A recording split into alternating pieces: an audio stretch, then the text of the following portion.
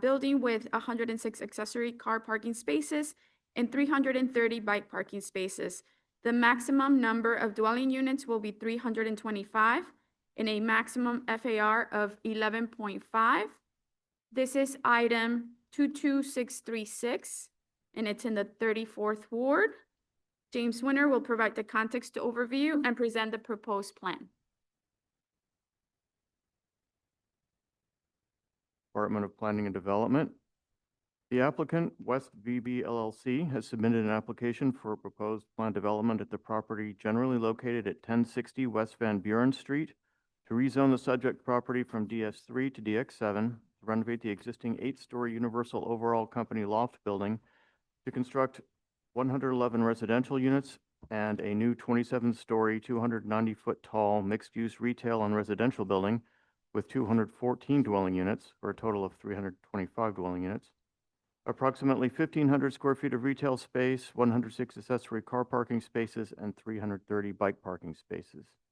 FAR will be 11.5. The subject site is located in the near north side community area. Existing land uses in the neighborhood include multifamily residential, business and commercial, and educational.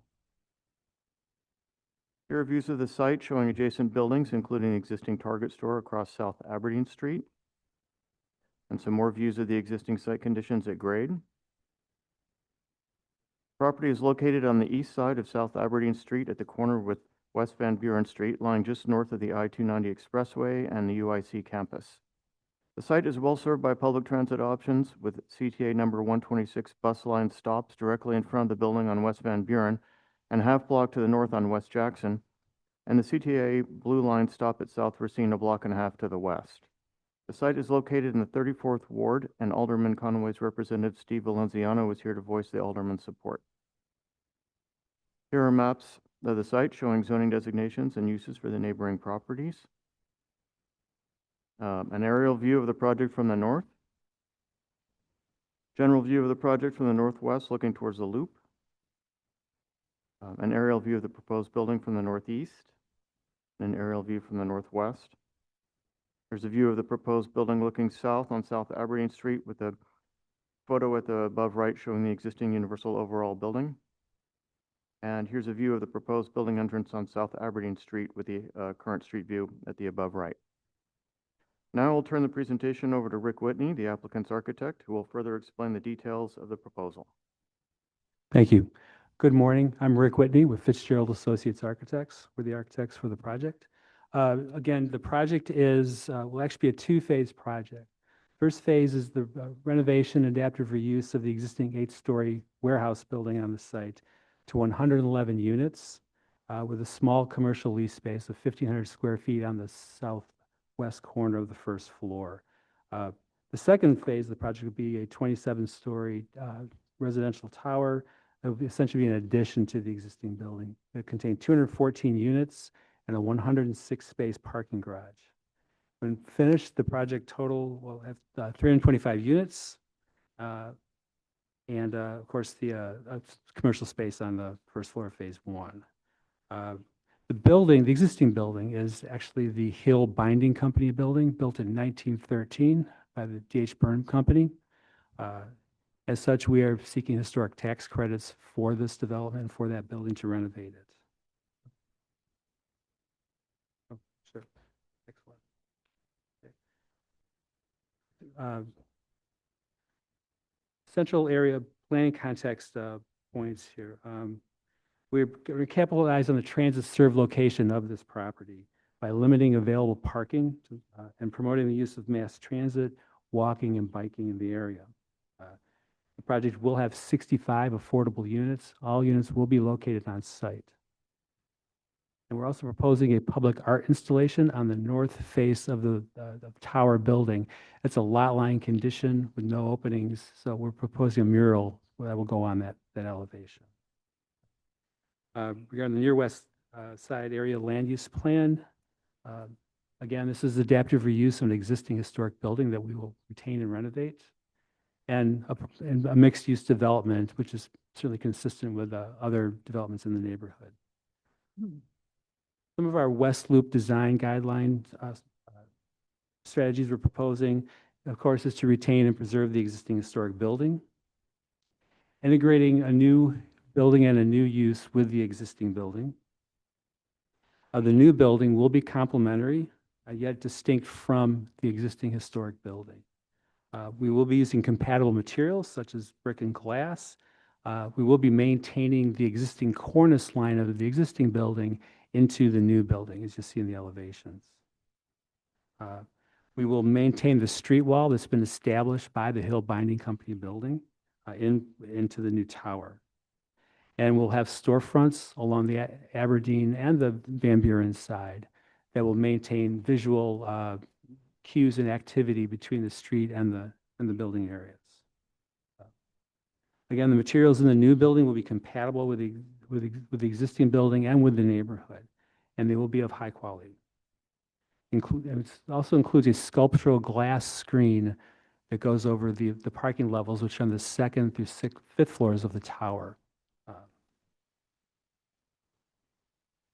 Our tower design is slender. We have a setback sort of the south end of the tower that really distinguishes the new tower from the existing building. There are also setbacks on the east and west sides of the building, on the north side. We're also eliminating 2 existing curb cuts in Aberdeen. Those would be entirely eliminated, which will return street parking to this stretch of Aberdeen. Timeline.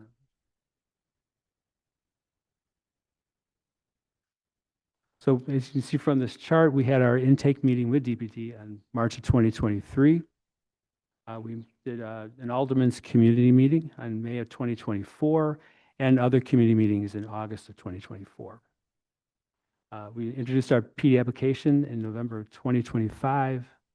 And should this project be approved, we anticipate applying for and receiving building permits certainly later in this year for phase 1.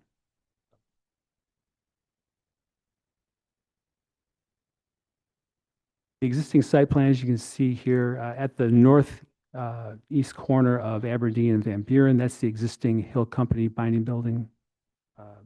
North of that is existing surface lot, and then north of that is existing 1-story shed building. When finished, the existing surface lot and the shed building will be demolished and replaced with the tower. And that's shown here in this plan. With our existing building at the corner, the tower directly north of that, and it does go to the north property line. Our ground floor plan, the primary uses are in the phase 1 or the Hill Binding Company building, amenity spaces for the residents. There's a co-working space and a fitness area, along with our 1,500 square foot commercial space. The phase 2, which is the tower to the north, is primarily the lobby, bike storage, and access to both the parking garage and loading areas. From this view, we pick up residential units on the 2nd floor of the existing building on the south side and parking garage levels on the north. Same thing in level 3. We do have a connection point between the existing building and the garage at the 3rd floor. So the 3rd floor the existing building can access the garage. Levels 4 and 5 of the existing building are residential, parking in the tower. On level 6, that's the first residential floor for the tower. And we also have a roof garden that's integrated into the tower between the existing building and the new building. Residential units on 7th floor in both buildings. And that continues 8 through 10. This gets to level 11 of the tower. It's actually the roof level of the existing building. On the existing building, we will be constructing a small enclosed area for elevator access and a dog park on this level. Now this is tower only. This is levels 12 through 22, residential all the way. Level 23, residential floor as well.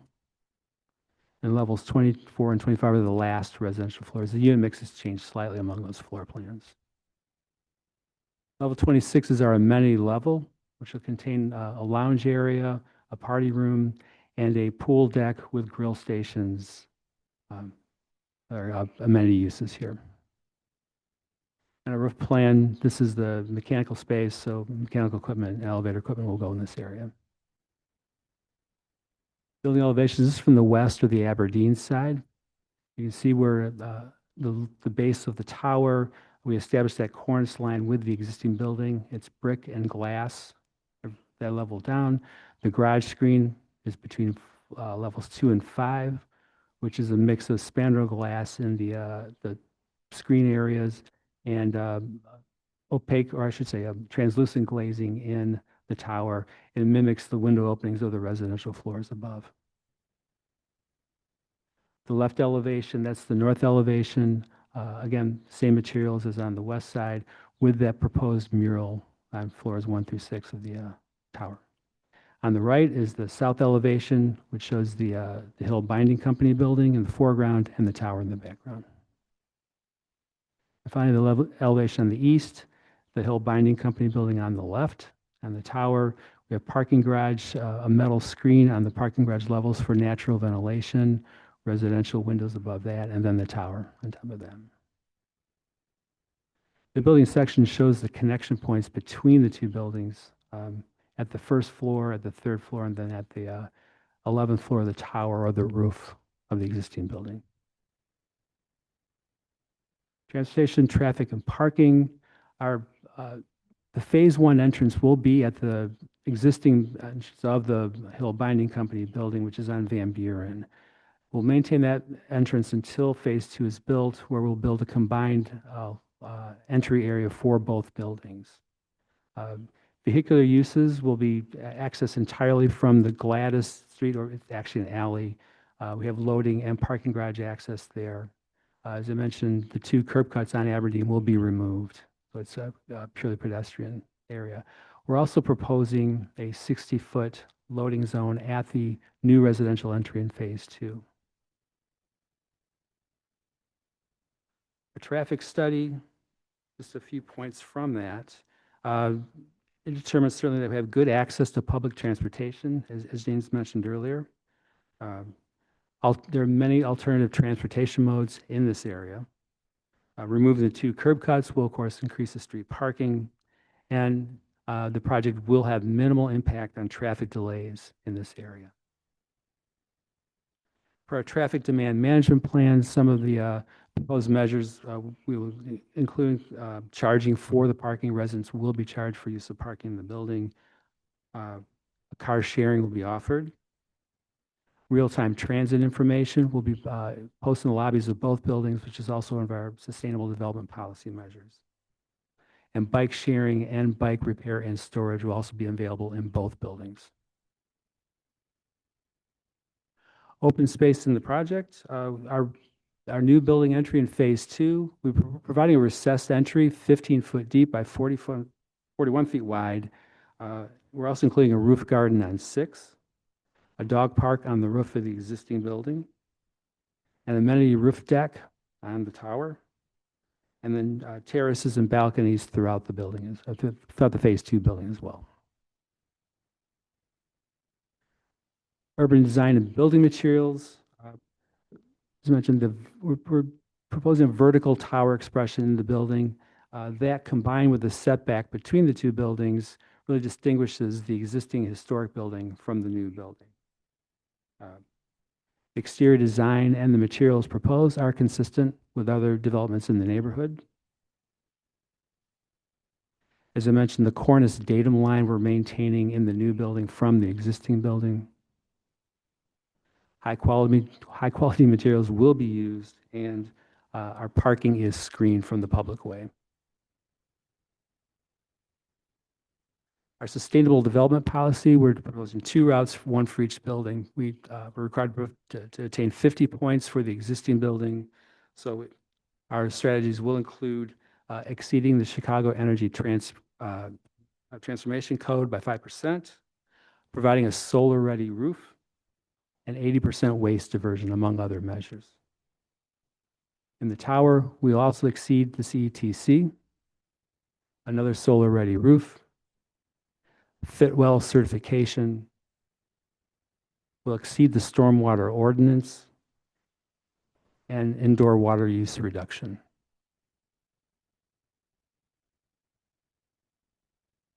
Our bird-friendly design strategies include, uh, by the design of the project, an overall 43% glazing to 57% opaque wall surfaces throughout the Phase 2 building. With in the Zone 1 of the new building, our glass ratio is 16:84. We'll provide low reflectivity vision glass in both buildings, the existing building as well as the new one. We're using UV bird-friendly glass for railings in the tower storefront and the railings on the terrace and roof garden in the Zone 1 areas, and our windscreen at the roof deck of the tower. And finally, we'll provide dark sky compliant light fixtures throughout both buildings. Stormwater ordinance, as I mentioned, we'll of course locate that in the tower construction, and we will exceed the ordinance requirement by 25%. The affordable requirements ordinance, as I mentioned, 65 units total. The mix reflects the mix in both buildings, and all units will be located on site.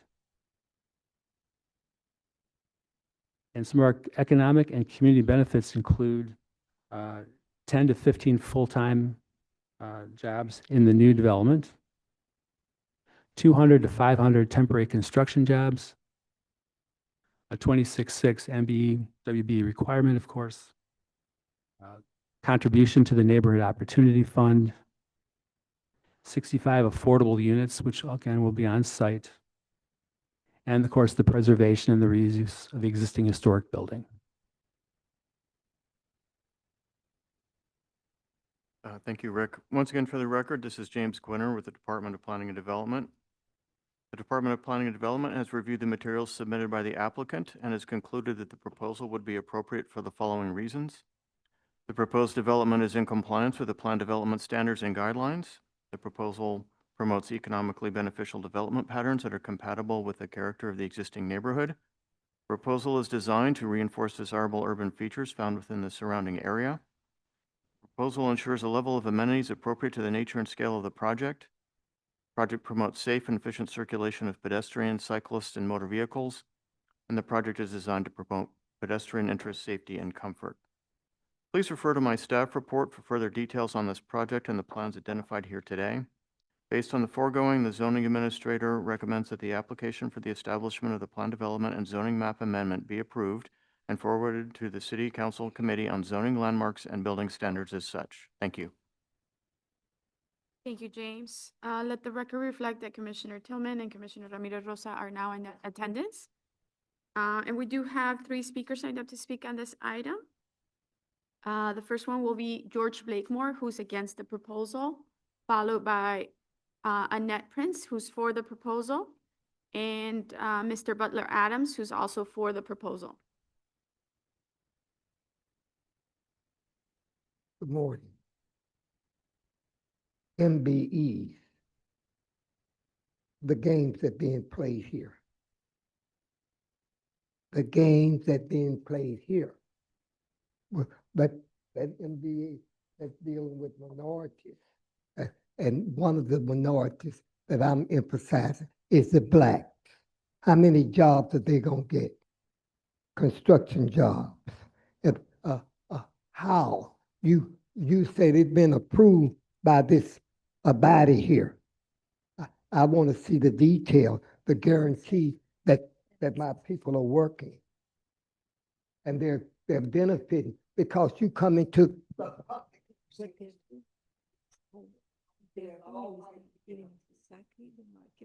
I don't come to play with you all.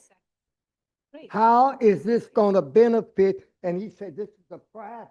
Yeah, but you come into a public body and you telling this public body that you're going to obey MB ordinance. Show me how. When you finish, I'm going to go out here and I want you to tell me how you're meeting that requirement. How many jobs, goods, and contracts are black people going to receive? I'm playing the race card. Are you listening to me real good? These millions of dollars that's going up here for this building. I want this to trickle down to my people some money, not a golden shower that trickle down. That means somebody's pissing on you. I'm just making it simple here. I'm wanting to know details. How have you, with this ordinance that they have here with minority contract? And how much are each one of these units, affordable units, going to cost? What is the rent? And what is the cost of building these affordable? You are now in a public domain. That's why I can tell you, this is public. And I'm asking this question to you. And I need an answer, because it's suspect that you're not going to do what you said you was going to do. You don't even implement it right here with a diverse staff here. I'm sure you have some black engineers and black people who are comfortable to work for your firm. So my minutes will be up, and I will be speaking out on these other projects that's coming up. I'm going to speak on this. This is public. It allows me to do this. And thank you. Thank you, Mr. Blakemore. Is Ms. Prince here? Thank you.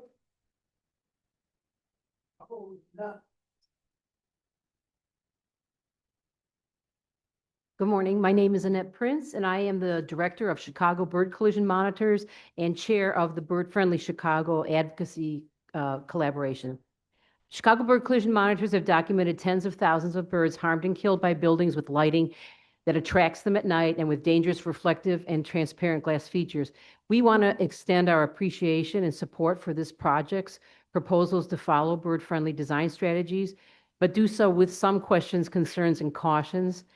We would like to ask whether this project might choose to earn the points from the sustainability checklist to commit to achieving the enhanced level of bird protection rather than adopting only some bird-friendly strategies.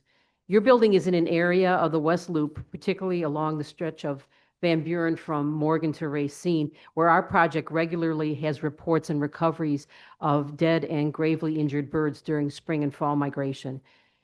We would like to know what the threat factor rating is for the type of UV glass you have selected, and warn that although UV glass is tempting to use because it seems the least obtrusive material, it can often be less effective for protecting birds.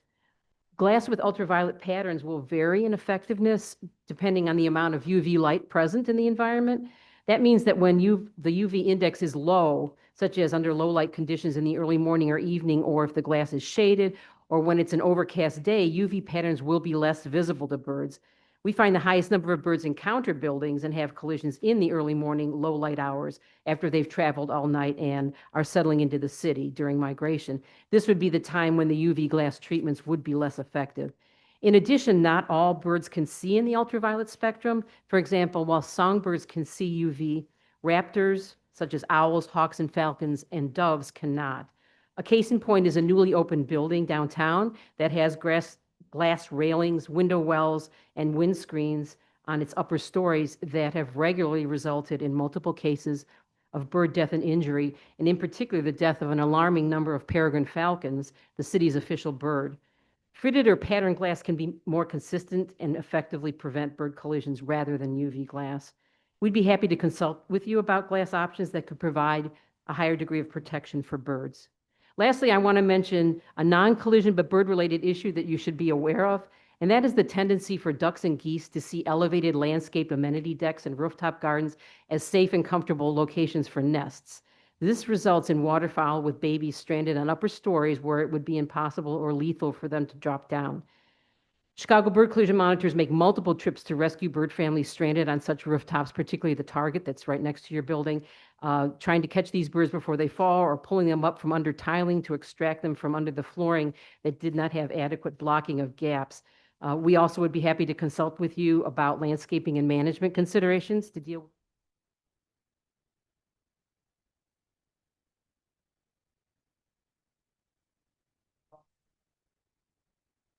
Thank you, Ms. Prince. Mr. Adams? Yes, for the record, my name is Butler Adams. I am in favor of this project.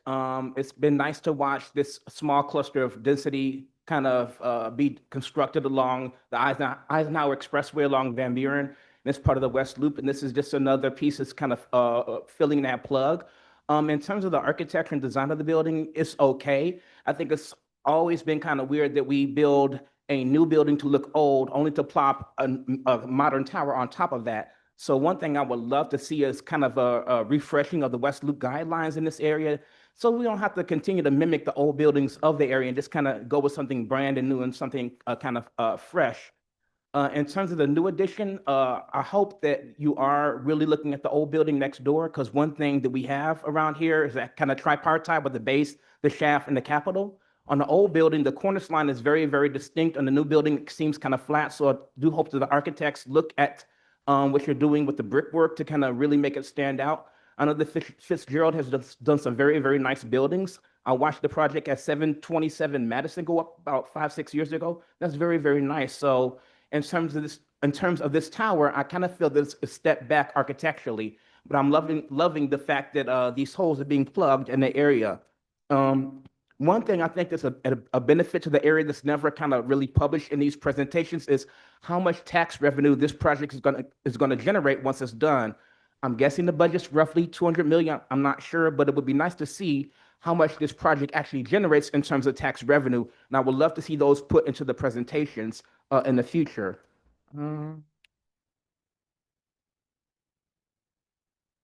That's about it. Thanks. Thank you, Mr. Adams. I will open it up to the commissioners for questions of the staff or the applicant on this item. Commissioner Reyes? Yes, thank you. Good morning.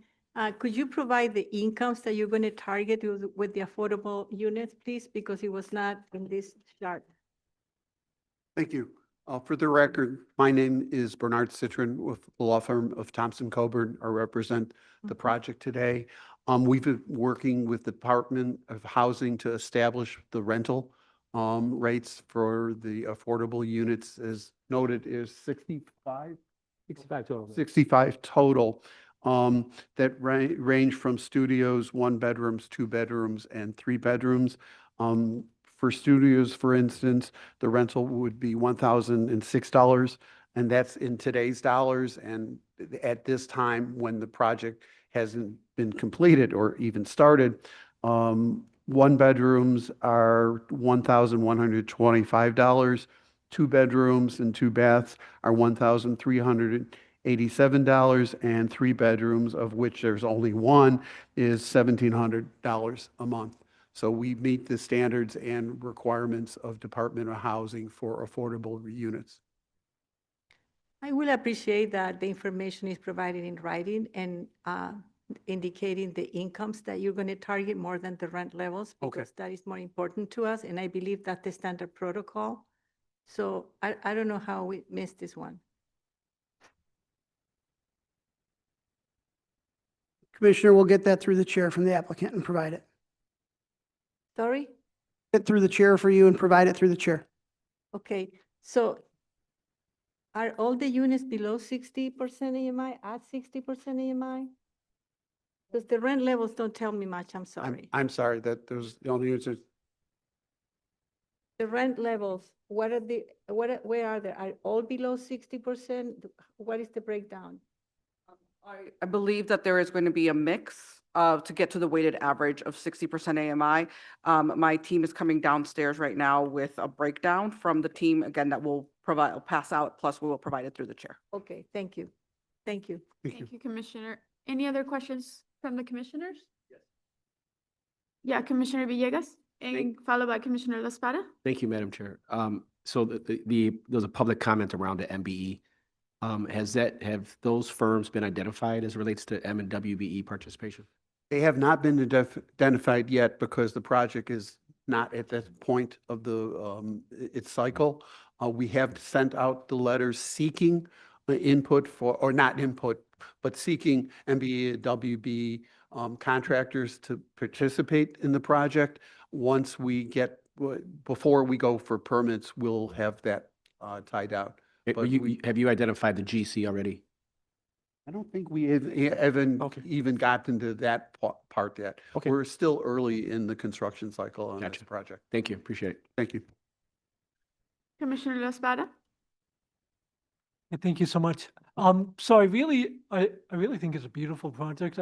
I'll speak to Mr. Adams' comments. I actually like it, that you're not trying to imitate, but complement the historic building next door to you. And I think the idea of the setback, from the newer construction, from the historic building makes a lot of sense. I really appreciate all of the efforts to take advantage of such a transit-rich, cycling-friendly community. I really appreciate the number of like 2 and 3 bedrooms included in the project. I have a couple quick questions. One, from a totally agnostic perspective, I was curious why the limited amount of ground floor commercial. Can somebody speak to that? It's strictly based on demand.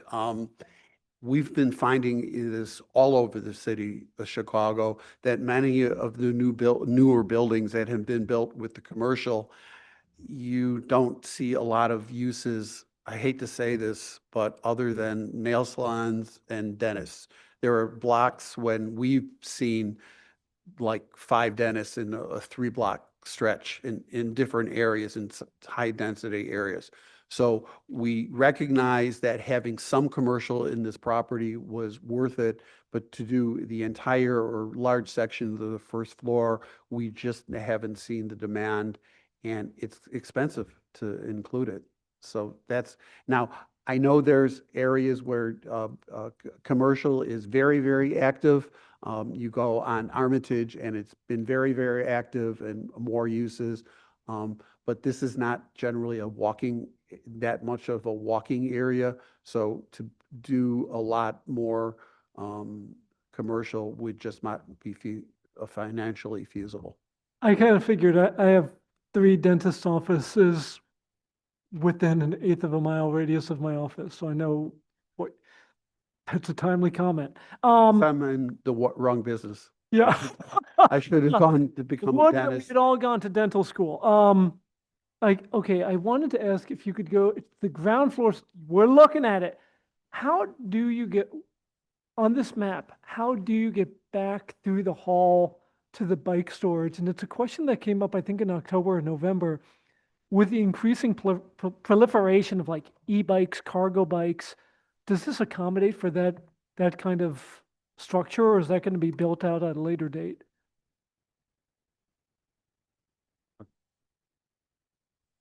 All right, so Do you know what I mean? Like I come in and I can see where the rear entry is and I can see where the bike entry is.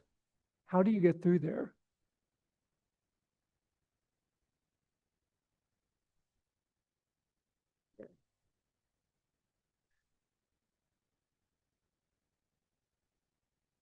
So in the existing building, our bike storage is in the lower level, in the basement level. So we, Can you speak into the microphone, please? Sorry. yeah, if I could just look here. So in the existing building, the Phase 1 building, our bike storage is in the lower level of the building. So, so bike users will have to probably come up through the elevator or the stair, and we can certainly get to Van Buren from the main corridor on the first floor. We also have access to the alley in the back for bikes. For the Phase 2 building, our bike storage is on the ground level. We have direct access to Aberdeen, so we have Okay. we can manage that one just a little bit better that way. We can certainly accommodate e-bikes and such, so we'll have robust construction certainly in this I building. We do- can do it's that, yes. Something I hear more frequently than I could have ever imagined. I wanted to like, and then I'll be done. Two quick questions. I know we talked about on the slide the MBE, WBE executive order goals. There's a third goal related to Chicago resident participation. Is that one that the development's all Yes, it making is. best effort commitments to? Okay, thank you. My last question, and again, I really was looking up UV glass for the first time because I had not seen that previously noted as a specific bird collision deterrent. I wanted to ask if through the chair, as Ms. Prince brought up, apparently there's various threat factor ratings for UV glass. Could you provide that to DPD? We certainly can. Through the chair, essentially, I just want to understand it better. Sure. So for the UV glass and the ones we've looked at, here's a material threat factor rating of 25. So, and if you're familiar with the threat factor ratings, they generally range from 1, which is essentially masonry. It's completely opaque, highly visible materials, up to 100, which is essentially transparent, highly reflective glass. So Okay. UV glass falls at 25 for the information we have. Yeah. I appreciate that, sir. Thank you so much. Thank you, Chair. Thank you. Any other questions or, Noah? Sure, I just want to build on that for you, is to let you know, like, at this point in time, when they come in, these are sort of entitlement drawings, so this is a first pass at it. When they come back in for building permit, they go through a sustainable review again with our sustainable team, and then the technology that they're specifically applying to their building permits is added. So more specific and accurate threat numbers and specifications are added as part of those detailed drawings that may not be here today, just as an FYI. And I completely get it, and I appreciate that phase. I like often feel, and I think the commission does generally, when we get good faith questions from the audience, if we can amplify those questions, makes a lot of sense. Thank you, though. Thank you. Thank you, Commissioner. Commissioner Turner? Okay. Good morning. One thing, I know we looked at the traffic study and everything, and it works for us. One thing I do want to focus on is kind of like the public safety aspect of it for future designs or anything, is to look at the lighting, because you're coming off the alley, maybe wall packs or some wall-mounted lights to increase the visibility within a right-of-way for safety elements. Because I know, as far as the department, we put street lights on or alley lights on the utility poles. But it'd be better if we can look in this for the safety aspect of more lighting around the building that also highlights the alleyways and also the sidewalks. That's my comment. Well, Thank thank you. you, Commissioner. We'll definitely do that. We haven't gotten to lighting design yet, but absolutely we'll do that. Any other questions? Commissioner Lyons? The presentation. Just given the recent storms and sort of more extreme weather that we might be experiencing, it made me think about your notes about stormwater management. And for someone who's not expert in that, certainly, I'm wondering if you could just talk a little bit about maybe the importance or why choosing to do detention on site, or just some of the notes that you included for my own edification about why that's important and the choices made there. Well, there's certainly a stormwater ordinance in the city of Chicago that we have to abide by. And it looks at two things for managing stormwater. The first is the volume of water, how much water a site's going to receive. The second is the rate of which is released from our storage facility to the street. That's controlled. And that's done to minimize, looks like a sudden flood of water going into the sewer system when everyone else's runoff is going there as well. So the stormwater ordinance carries metrics for how much storage we have to provide. It's based on the size of our site and also our building. It factors in not only the site area and rain that falls upon that, but also the elevations of the building, because they certainly catch water runs down, and it does add to the runoff of the building. So it looks at both of those things. And so what we're proposing to do for ours is to increase our storage capacity by 25%. So, oh yeah, and it'll be located underneath the garage ramp in phase 2. The stormwater requirements really don't kick in for us until phase 2. So, and so it'll be stored underneath the garage ramp. So, and that's something we've done in many projects. Any other questions or comments from the commissioners? I do have Yeah, Commissioner Piñeiro? Thank you, Madam Chair. Thank you for the presentation. Very interesting project, good project. I'm curious about the timeline. I see that in this timeline, you have Q2, Q3, 2026, building and permits, entitlements and so forth, understanding that the entitlements are going to be an important part of the funding and the capital raise. But How confident are you that if the permits do come through by the second quarter of 26 or third quarter, that you can start, construction process later in 26?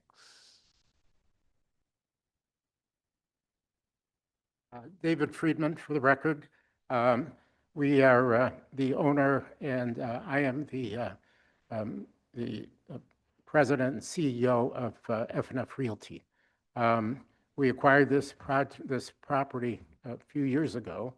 Some of the timing is getting the right time for financing. Capital is there. We own the property free and clear. And it's a question of locking in the right lender. So we're hopeful. Rates seem to be on the way down, which is very important in terms of feasibility. Our goal is to get this permitted by the end of the year. Okay. And a related question, I thought I heard something about historic tax credits being part of the capital, the Yes, capital yes, structure. Is that impact in terms of timing in any way you No, expect? that's been determined. Okay, very good. Thank you, sir. Thank you. Any other questions or comments from the commissioners? And also let the record reflect that Commissioner Kadakia is now in attendance. If there are no more, I think it's coming. You Can have, I? Yes, may I? Commissioner Castañeda? All right, so again, everyone's going to get this through the chair. And it is generally included in all the presentations. This one got missed. But there will be 4 studios at 40% AMI, 4 studios at 50% AMI, 5 studios at 60% AMI, and 6 studios at 70% AMI, for a total of 19 units. There will be 9 one-bedrooms at 50% AMI, 9 one-bedrooms at 60% AMI, and 5 one-bedrooms at 70% AMI.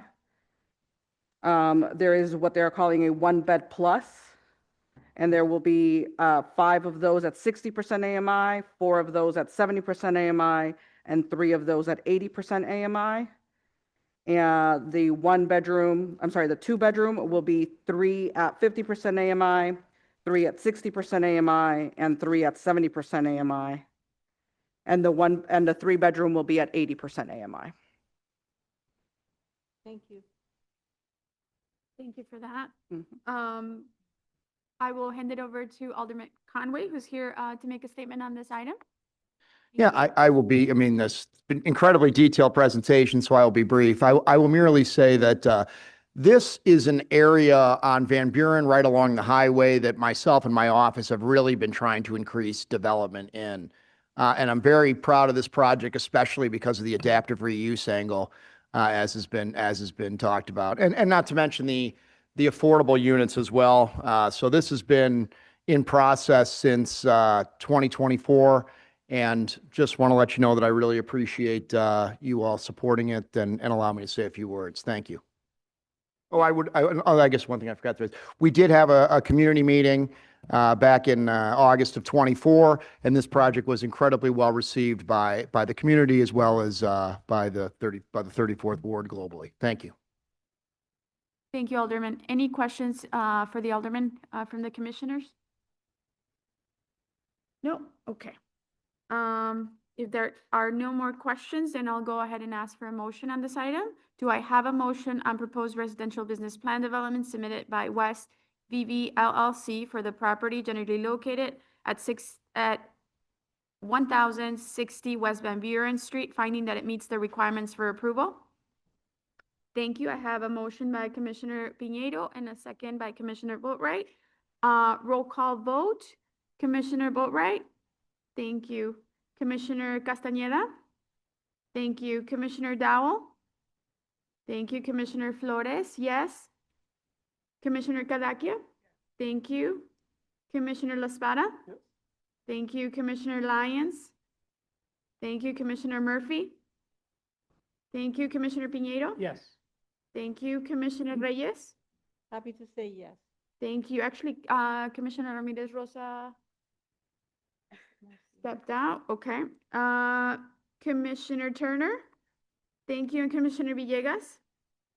Thank you. Hopefully I didn't miss anybody. Motion passes. Thank you. Thank you. I did, you. Commissioner Tillman. I knew it. We thank the department and the commission for the time and consideration. We look forward to moving this project forward in an important area of the city. Thank you. Thank you.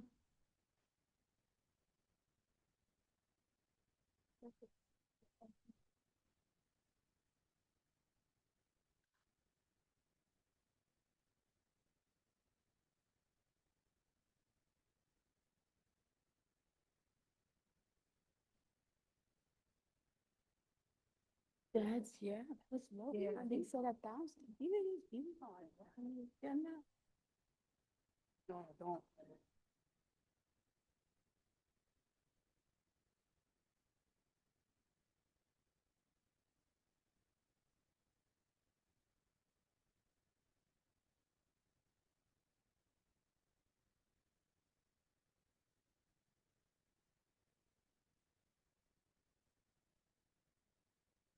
If for some reason it doesn't go, this is.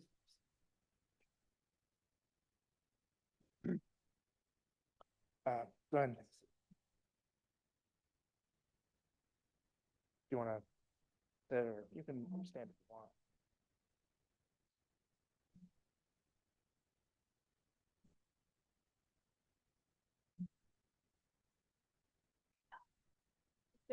No, some. Oh, it all some went being south. beautiful.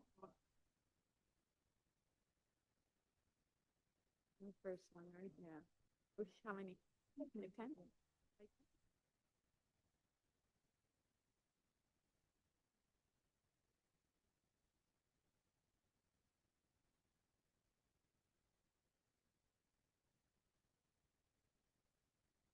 Okay.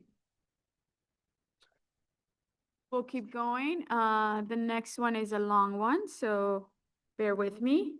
The next item is listed as D3, a proposed amendment to Waterway Residential Business Plan Development 1439, submitted by Foundry Park Properties, KP7 LLC, for the property generally located at 1300 through 1422 and 1301 through 1511 West Cortlandt Street, 1940 through 2076 North Kingsbury Street, 2046 through 2068, and 2041 through 2047 North Southport Avenue, 1401 through 1443 West Dickens Avenue, 2084 through 2166 North Dominic Street, 1736 through 2082, and 1739 through 2077 North Throop Street, 1400 through 1440, and 1401 through 1433 West Armitage Avenue, 1503 through 1523 West Webster Avenue,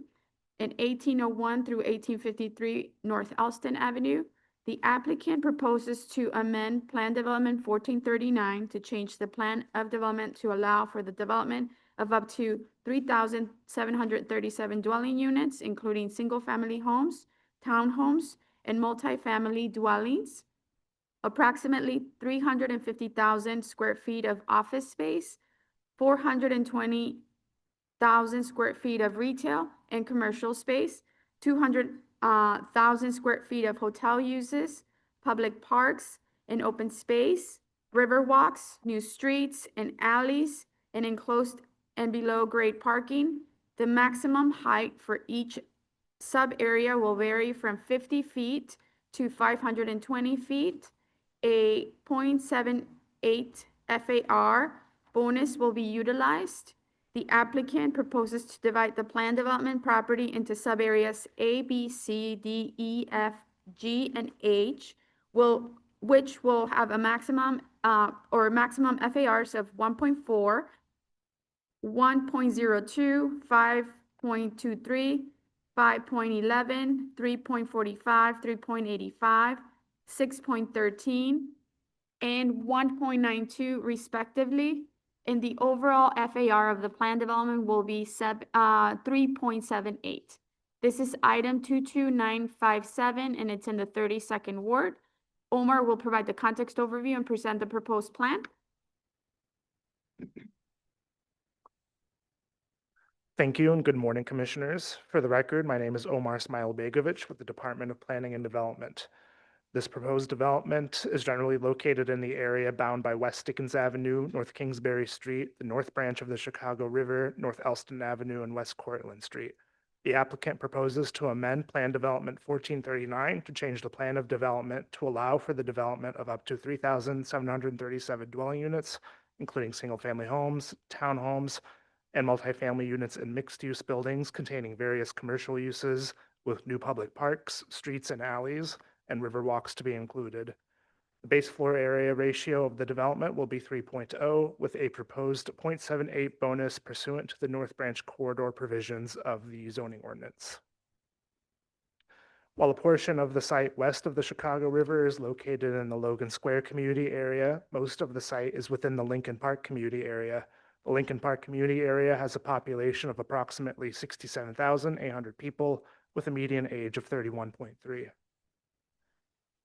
DPD's review and the planning process for the proposed development has been guided by several city planning documents. These include the North Branch Framework Plan, which is intended to accommodate transitions from vacant industrial sites to a broader range of uses, including commercial, office, and residential. This framework plan also introduced the Industrial Corridor Fund to support industrial projects throughout the city, supported by mandatory developer fees, and established the North Branch bonus system to allow for voluntary fees to finance public improvements in exchange for floor area ratio bonuses. Design guidelines from this plan, as well as the DPD's design excellence principles, the Chicago River Design Guidelines, and Complete Street Chicago have all informed DPD's review of the proposed design. The site is outlined in magenta in this aerial view. The vacant parcels that are highlighted are controlled by the applicant and are the subject of the proposed development being discussed today. The parcels on the northwest corner of the site that are outlined in magenta but are muted are parcels under separate ownership for which no change is currently proposed. Plan Development Number 1439 was originally adopted in 2019 to establish a waterway residential business plan development. The plans in the original adoption of this plan development were not executed, and the property remains entirely vacant except for the existing parking lot and office building in the northwest corner of the site, which were developed prior to the original adoption of the plan development. The applicant will also be incorporating additional land into the plan development. Those can be seen at the southeast corner of the site. It is within the magenta area labeled M3-3. The site is considered a transit-served location. It is served by the CTA Brown and Purple lines via the Armitage Elevated Station, as well as Metro UP North and Northwest lines via the Clybourne Station. The site is also served by CTA bus routes number 73, Armitage, and number 9, Ashland. I will now turn the presentation over to the development team to discuss the details of their proposal.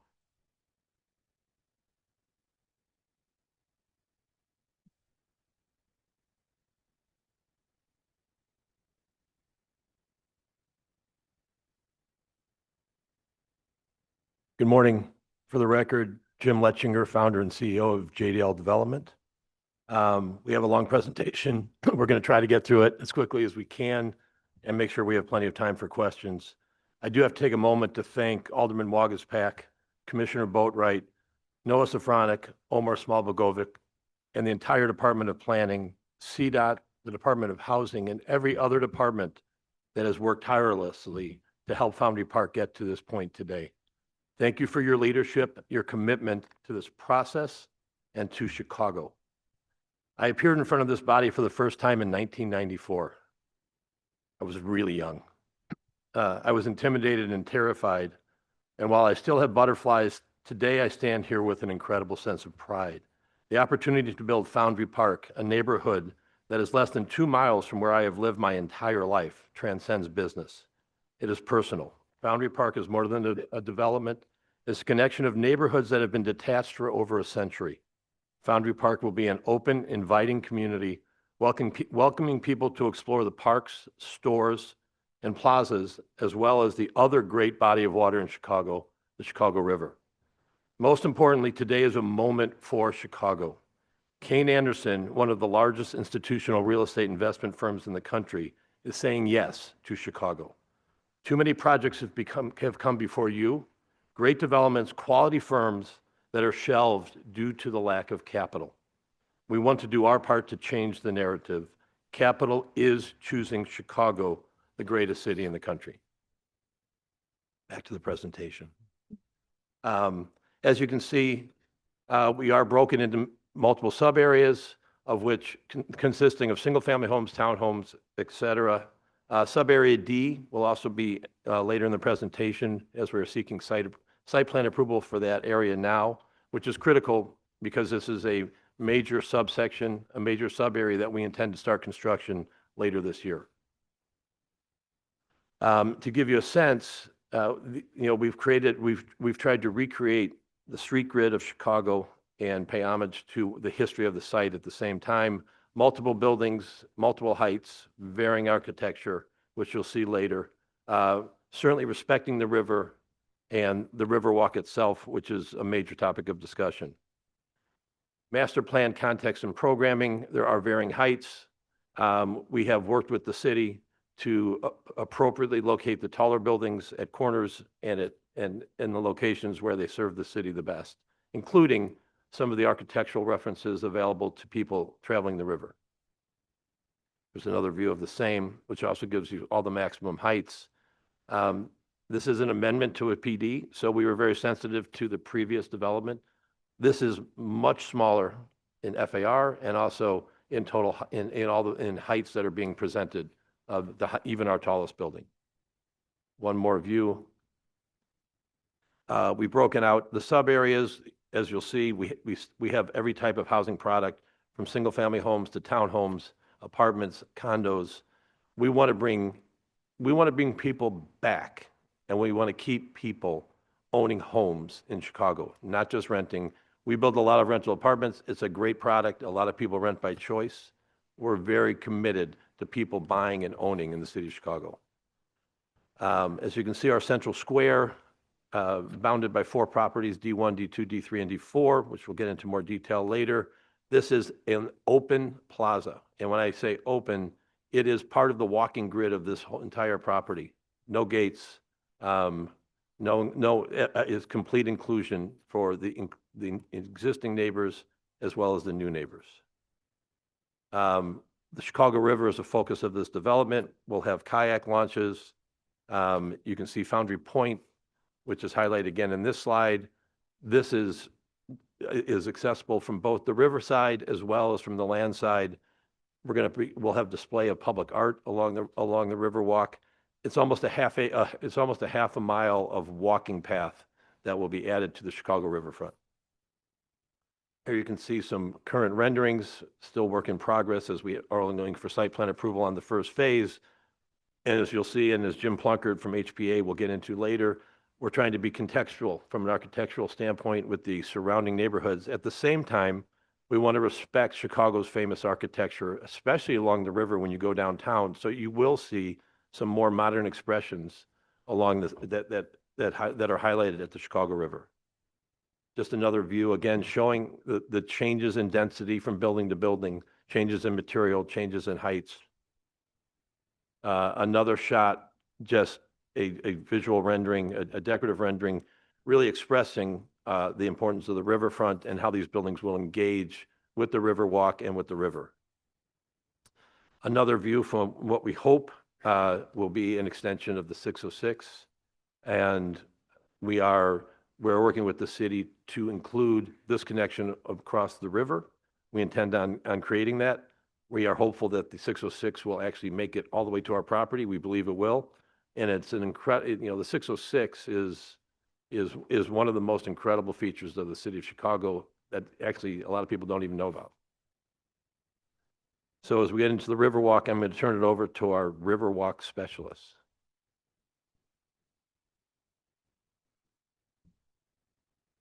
Thank you. For the record, my name is Philip Koski. I'm a registered landscape architect in the state of Illinois. I represent Nudge Design at 127 East Riverside Drive, Austin, Texas. We are working in collaboration with a local landscape architect, Living Habitats. So I think of the existing conditions of the site are very inaccessible currently to the public, being steel mill for so long. But, you know, we've been really excited about the potential of this project. It's 3,000 linear feet of riverfront. It can really embody the very best of the riverfront guidelines and what Chicagoans hope occurs along the river long term. Currently, the existing condition, about 2/3 of the site is sheet pile in various conditions, and the other third is eroded or semi-degraded bank conditions. There's sort of three types of landscapes that are proposed in the overall framework. There's the riverfront itself, the 606 extension, which overlaps our riverfront zone and kind of creates this unique coming together of two big systems. And then there's some parks that sort of grow out of the riverfront setbacks and provide us ability to do additional features within the menu of improvements. And so the proposed framework for the design, we will be trying to include 100% of the menu of items included in the riverfront guidelines, again, showing kind of the maximum participation, the maximum buy-in possible for a document that we have really enjoyed working with and really seen a ton of value. I think in general, the riverfront guidelines is really trying to create a sense or a touch of nature in the city that people can kind of balance their city lives with some restfulness, some attachment to a natural landscape. And we see a huge amount of value for our residents in that. You can skip to slide 27 or page 27, please. The main priority of the riverfront guidelines is to naturalize the water's edge. And so the section you see here is one of our most common and basic approaches. There is a little key plan there so you can kind of see where we start to implement portions of those. That works in concert with a zone of existing area where the shoreline is semi-naturalized. But what I want to communicate here is that our proposed condition is 77% natural water edge where the slope comes down to touch the water. That's an increase of 44% over what's there today. And you can skip to page 30, please. One of the main sort of really interesting features is the repurposing of a unique existing rail bridge that's on the site today. It'll be incorporated as part of the public pathway system in an attempt to really preserve the heritage of the site and give people sort of a fun thing to encounter as they work down the riverfront. Next slide, please. Finally, on the riverfront end, one of the features we're most excited about is what we're calling sort of a beach, which is an area that we're kind of expanding the setback and providing more space so that we can provide a fully accessible route down to the shoreline. There's various recreational uses that can occur on a beach like this, but at a minimum, it's a place where anyone of any ability can actually get down to the water's edge, and we think that that's a really strong commitment. Next slide, please. So the overall open space plan is really about including a network of open spaces that do lots of different things to sort of foster community and really serve daily personal well-being. Nature spaces, civic spaces, shopping spaces, and celebration spaces, all within a walking distance where people can meet their daily needs. Thank you. Thank you, Phil. We have done an open space sun exposure, which is here for your review. Since we're creating pretty much the entire neighborhood, we're very sensitive to shadows and sun for all the open spaces, so we've taken that into account. This is phase one. It is, it looks small. It's about 6 acres of development, 1.6 million square feet. It is approximately $800 million in construction that we are proposing to start before the end of this year. The central square, and this is very important, this is a community central square. I think I mentioned it before. All the entry points that you see are 45 feet in width, and you'll see them illustrated in some of the renderings in the future. Not only are we not gating the community, we are inviting the community. This will be the first phase of Riverwalk that we will complete. Parking is all, parking cars, we talk a lot about it in Chicago. We can't avoid parking. We can't eliminate cars by not providing parking. So we want to embrace this community being a visitable as well as a living community.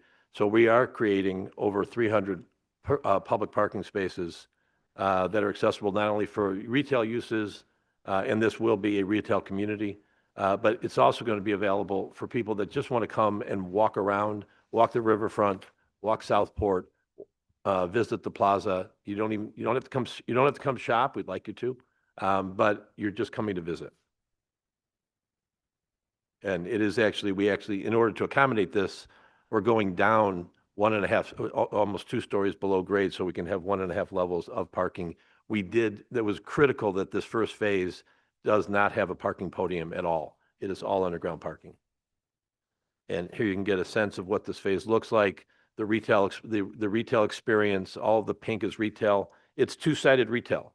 So, and I just heard the last applicant talk about street retail and how difficult it is. 100% correct. However, we want to create a real critical mass that provides an experience for people to come and spend the day shopping, whether it's necessities or just for fun.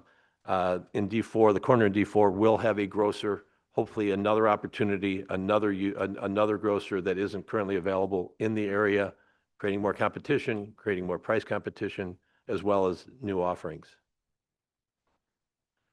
The residential lives above the second floor.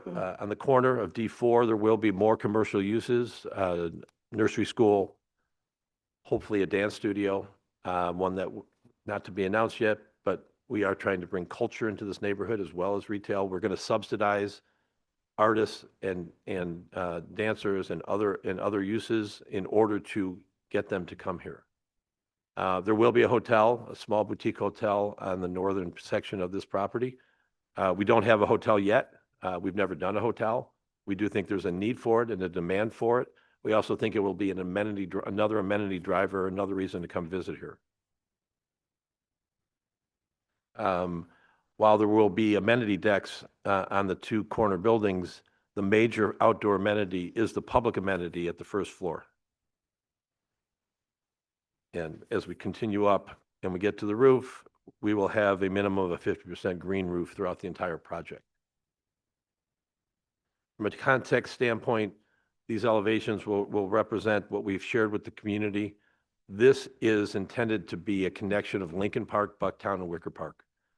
We're respecting the architecture that exists. The structures might be more modern. The spaces, the ceiling heights, the windows might be more current, but the masonry and the feel of that neighborhood will live on and be represented here. And we're using different expressions on different buildings. It's not monotonous. It's very important to vary them. We do have one taller building at the corner. That is our monument. That's our entry point to our site. And that's a mixed-use building with commercial apartments as well as for-sale condos. You can review the sections. As you can see, many of these buildings, a big section of the buildings here are not tall. And that's purposeful because we don't want to block the light to this very important plaza. To get into a little bit more detail on the architecture, I'm going to turn it over to Jim Plunkard from HPA.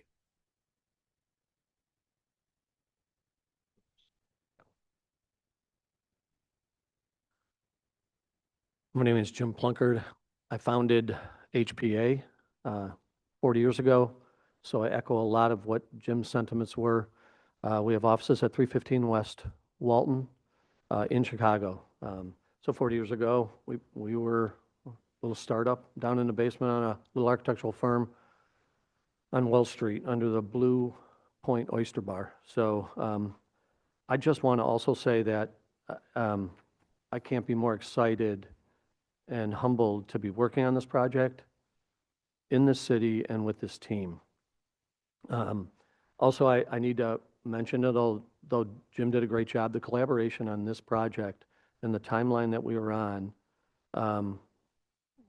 with everyone involved, and especially the Alderman's office, the staff, all the community stakeholders and the entire department, as Jim said, of planning and CDOT was remarkable. I just wanted, I couldn't stand here without saying how much, what a privilege it was to work with you guys.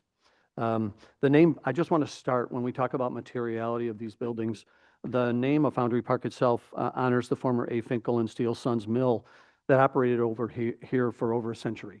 That's important as we celebrate the industrial heritage of the site by incorporating details, textures, patterns, materials, and even an old bridge that reference the industrial vernacular with the purpose of, all for the purpose of enhancing a sense of place. These slides here, the next several slides are they display kind of the depth and detail and pattern for each building. They're all going to be different and reference sort of the warehouse district, but with a modern approach, especially around our central square and core. As Jim said, the entire first floor is accessible, as all the loading, garbage, and services and is also taken care of in the basement. So we have the ability to bring and create the kind of retail here that is accretive to the project and create a neighborhood. Each of these, this, for example, we're going to use different brick, stone, and formed steel. This is just another version of an enhanced warehouse model that we're developing. This is the taller building that we talked about, and the concept here is that it'll be limestone clad or clad with stone, with detailing that with flutes and details that break the scale of the building down. This is a small sample of images that resonated with our team early on. When we began the design process, we sat down and what we all wanted here was active use as a variety of scales, colors that triggered the invitation for someone to visit, stay, and live. So this is sort of the basis of our design as we started developing this project.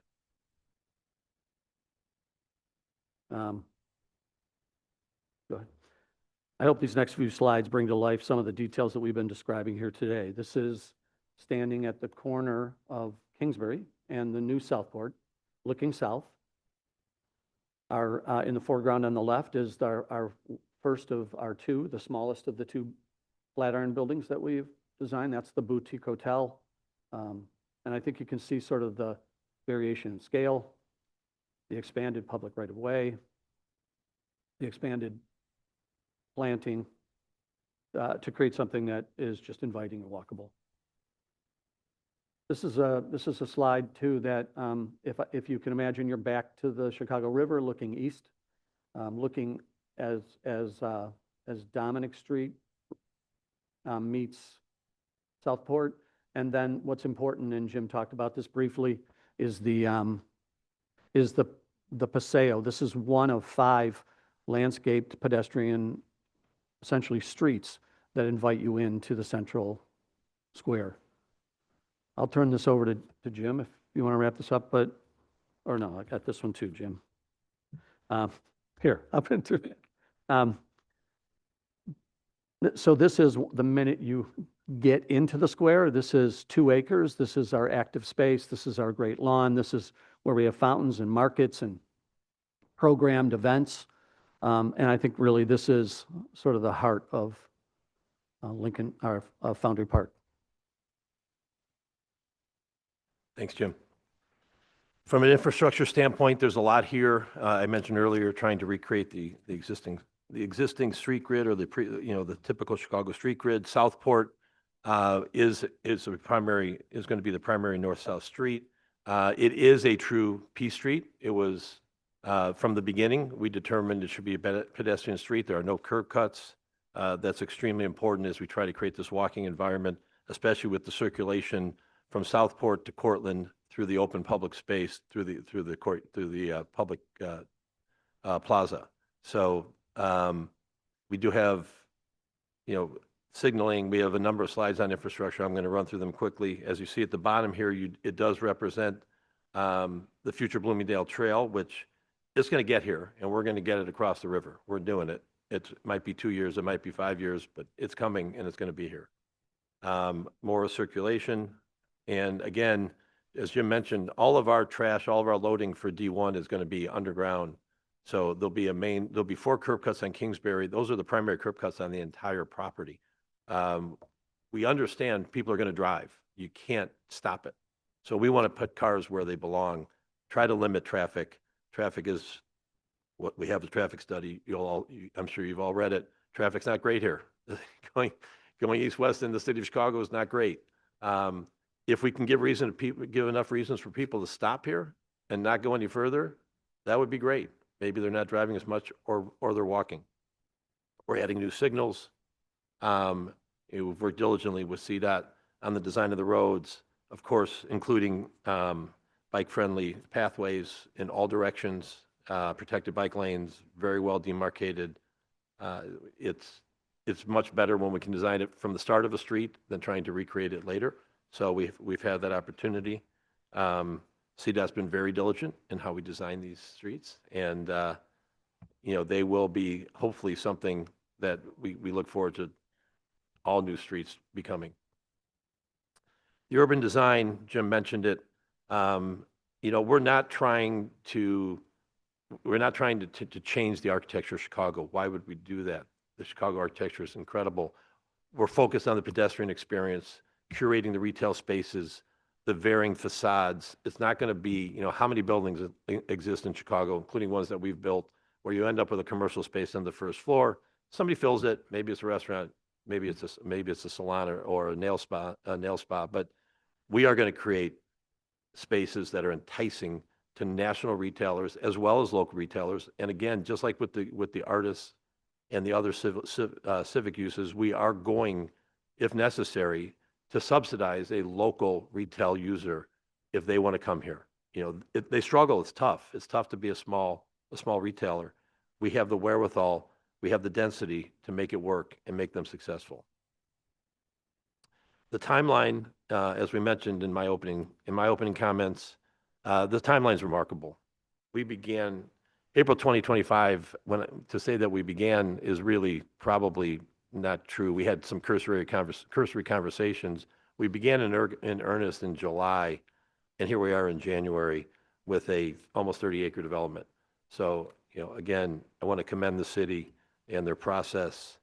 I also want to commend my team because there were a lot of hours and a lot of time coordinating with all you have different departments, we have one department. So our departments have to do all of it, and they've done an amazing job. The community engagement from the beginning was, that's how we always do our projects. And again, I said I started here in 1994.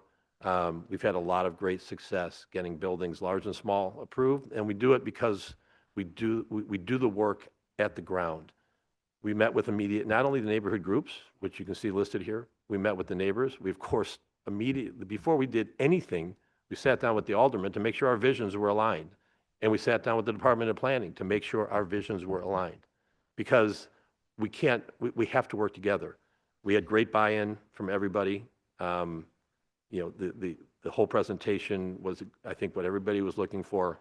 We've had tremendous support from all the neighborhood groups. We had a public meeting, well attended, very few, always questions, always comments.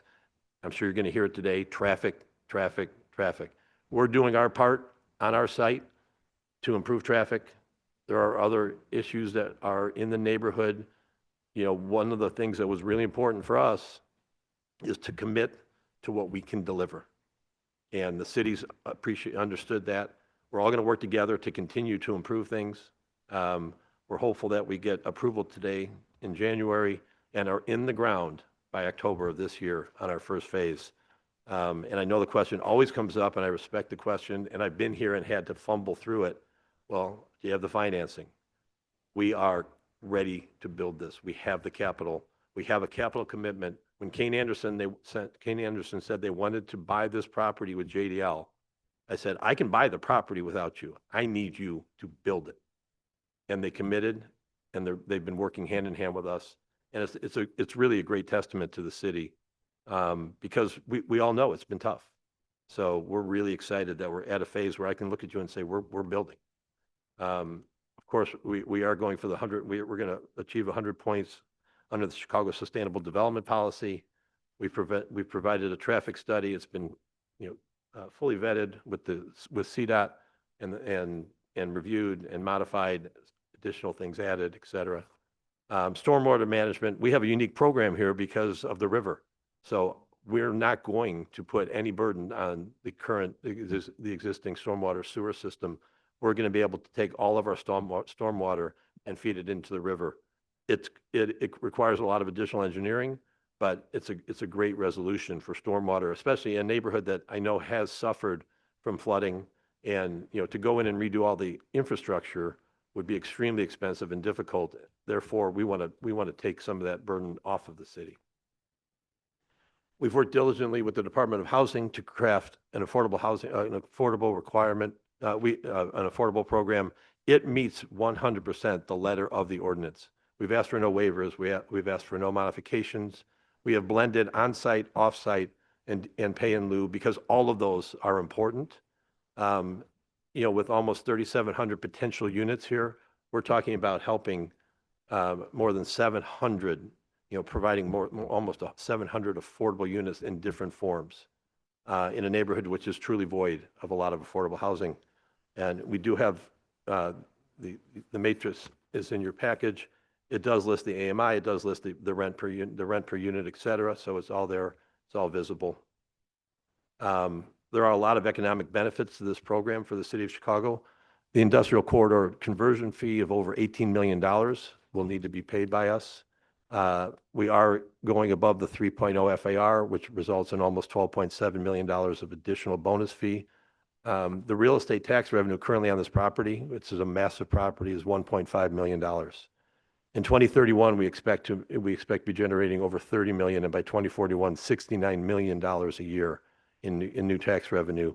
So in the next 20 years, over $1 billion of tax revenue, of tax increment revenue will be created.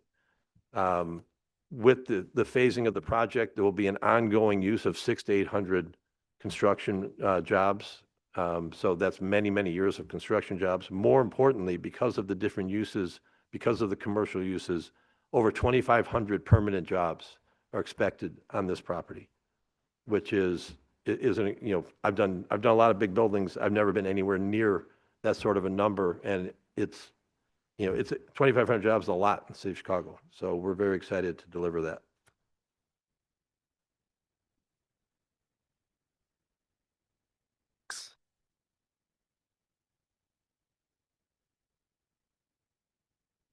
The Department of Planning and Development has reviewed the materials submitted by the applicant, and we have concluded that the proposed development would be appropriate for the following reasons. The proposal is in line with the trends identified and planned for in the North Branch Framework Plan of a transition away from industrial uses to residential and commercial uses in this sub-area of the North Branch of the river.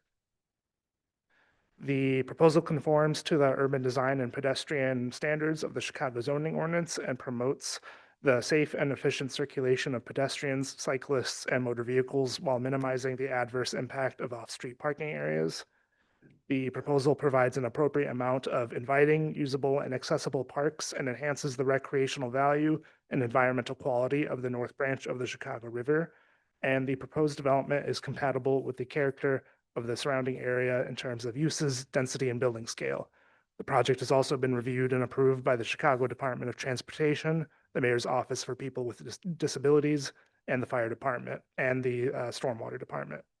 Please refer to my staff report for further details regarding this project and the plans identified here today. Based on the foregoing, it is the recommendation of the zoning administrator of the Department of Planning and Development that this application to amend Waterway Residential Business Plan Development number 1439 be approved and forwarded to the City Council Committee on Zoning, Landmarks, and Building Standards as such. Thank you. Thank you. That was a great presentation. We're all excited now. We do have quite a few speakers signed up to speak, so we'll start with the first five. Mr. George Blakemore, who's against the proposal, followed by Ms. Annette Prince, who's for the proposal, Then we'll have Jonathan Snyder, who's for the proposal. Christopher Murphy, who doesn't specify. And Brian Comer, who defers. Can we get the first speaker, Mr. George Blakemore? Yes. Affordable. Listening is fundamental. You don't have to be able to read or write. You can listen. I heard the gentleman say on-site and off-site for these housing, affordable housing. Why would you have some off-site? This is not a question and answer session, but why do you have some off-site? Why not all of them on-site? And what is affordable? And these jobs, you know, black people, I'm amazed by them. On the plantation, something happened to them mentally. To us. But some of us are learning and waking up on site and off site. Why would you do? And what is the price of those affordable home dwellings? And how many jobs you announce the amount of construction jobs, or how many of those gonna be black men and women working? And also, when you use the public land, when you say this river walk and everything, is it gonna be friendly to me when I go over here? It's public, but are you gonna have signs up to say you're welcome to walk along this path? They will look at me strange. What am I doing over there? This is public. Your job is also to educate, inform, and enlighten your constituents. But when you keep us blind and dumb, you can take advantage of us. All this money. All this money. And when I come here, I see the developers, all little white men. Sometimes I see white women. You know what happened during suffrage? The white woman wasn't happy. She wanted the right to vote. A white man been allowed to have that. So again, that's why it's very important for me to show up to this meeting. I said, should I come here or should I go to the Pratt Winkle board meeting, county board meeting? I chose here. I wish I could be cloned. Clone Mr. Blakemore. But have many of him coming to these mics. And the time clicks faster for me than it does for others, even though the time might stay the same, but it clicks. So they manipulate that timing up here when I get ready to speak in this mic. Somebody wants to silence me.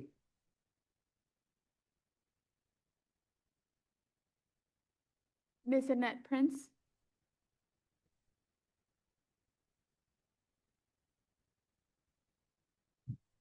Hello again. My name is Annette Prince, and I am the Director of Chicago Bird Collision Monitors and a representative of Bird Friendly Chicago, as well as a member of the Greater Chicago community.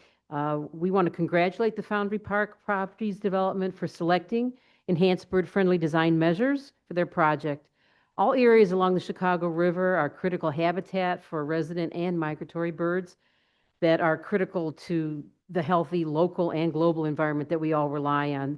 This project has the opportunity to be an outstanding example of how achievable, affordable, attractive, and valuable bird-friendly lighting, design, and materials can be, leading the way to what we hope will be future bird protection in all new construction in Chicago. So thank you for keeping birds in consideration for this project, particularly in your location. Thank you. Thank you, Ms. Prince. Mr. Snyder? Hello, thank you for the opportunity to speak today. My name is Jonathan Snyder. I'm the Executive Director of North Branch Works. We're a local industrial retention initiative city delegate agency. Thank you, Chair Flores and members of the Plan Commission. 7 years ago, or nearly 7 years ago, I stood here in opposition to the proposed Lincoln Yards development. And it was approved and we accepted that. And we worked with them to help realize that vision, and it did not happen. I stand here in support today of this proposal because it is less overwhelming to the neighborhood, fewer gargantuanly tall buildings. It's not a Loop 2.0. It's another neighborhood that will stitch communities together, and we believe in that. We've had the opportunity to meet with the developers. We attended the public meeting, and it was all positive. The concerns that I listed in the written document that I provided was about transportation, and we want to see more public transit. So we're very glad that they're going to be working with us to try and get CTA to reinstitute the 2 bus lines, Clybourne and Elston, because I think that that's going to be critical for the area. I really appreciate that in the interim that they're going to be running shuttle services because that was missing from previous proposals and I think is very important. The other part of it is we represent the industrial businesses in the area. And with all due respect, they're not going anywhere. So we can talk about this being a changing area, but it's not happening. Right across the river is Ozinga and Horween Leather, and they're investing in their properties and creating hundreds of great jobs.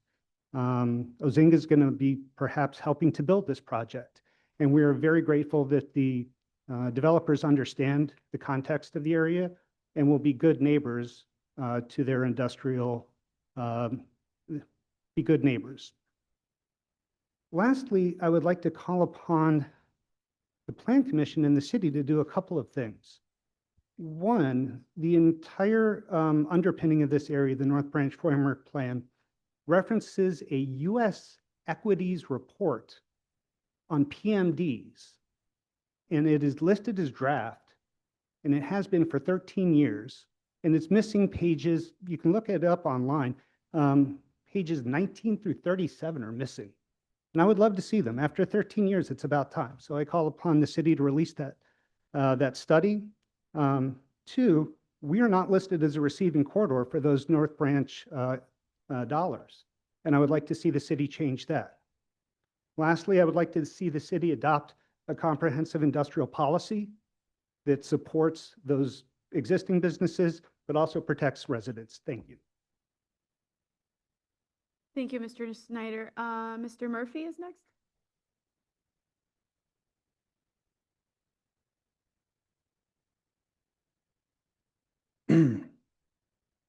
Members of the Plan Commission, thank you for the opportunity to speak with you today.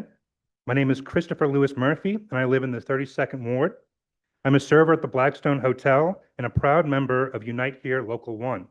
I'm here on behalf of my union to express our concerns about the Foundry Park development.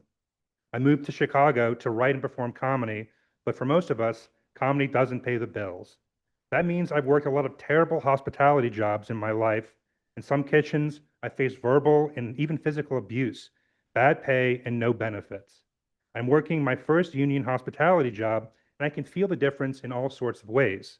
But most important is the dignity and security I have on the job. Chicago needs more good hospitality jobs like mine to support our creative communities.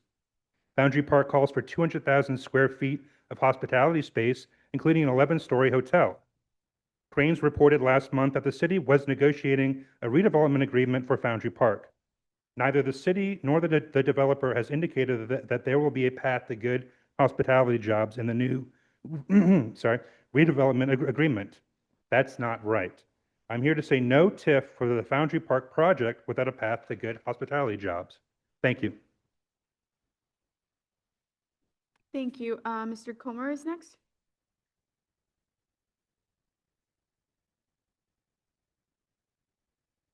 Thank you, Chair Flores and Commissioners. My name is Brian Comer. I represent the Sheffield Neighborhood Association, where this project sits along with Ranch Triangle. I just want to be clear, my comments on our association's thoughts on this project have no direct relationship with the developer or the development. If you read the letter that we submitted, you'll see the positive conversations and feelings we have towards the plan, Jim's team, JDL in general, and their appreciation for the river. We are, however, gravely concerned that there is no fully vetted infrastructure plan for transportation, parks, and the like. We shared this concern with JDL when we first met with them earlier this fall. But in 2018 and 19, when we were last discussing this PD, a basket of required infrastructure was mandated by the city that documented what needed to happen for the development to continue. As of midnight last night, the amended PD or transportation study had not been shared with the public. And in fact, I believe the specifics of it were just being finalized yesterday. But we do know, and we do remember very clearly in 18 and 19, both the DPD and CDOT were crystal clear in their assessment that the development of even more than one building on this stretch of Cortlandt, which is the access point to the west, to and from the near west side for the north side, as well as the access point for the Kennedy Expressway. More than one building on this stretch would be catastrophic without major infrastructure improvements. All of those infrastructure assets were mandated in the previous PD. Is it still there? We don't know. Yes, Foundry Park is less dense, and we appreciate that. But it is certainly more than one building. We do know that the additional bridge going east and west has been removed, but what else has been removed, we don't know. The city must also consider the adjacent southern 19 acres, just south, formerly referred to as Lincoln Yards South, as that owner is still developing their plans. The infrastructure for this project will directly affect that property. We also have a plethora of other adjacent properties who want to be developed right next door in the 32nd and 2nd wards. It seems also clear that the TIF that was created, which was the promise to fund this infrastructure, is now being used to fill the holes in the city government. $33 million surplus from the Cortlandt TIF was taken away to fill the hole of our operating budget for this year. So we'd like to know, what is the city's plan for infrastructure? How will it be funded? And will it be in concert and built the same time as the vertical development of Foundry Park? We have no idea. The 32nd Ward Alderman has not made himself available to discuss these questions since the public meeting he hosted in October 25 after a repeated request to. So we're looking for the city to communicate its full plan. And again, this is not a critique of the developer. Thank you, Mr. Comer.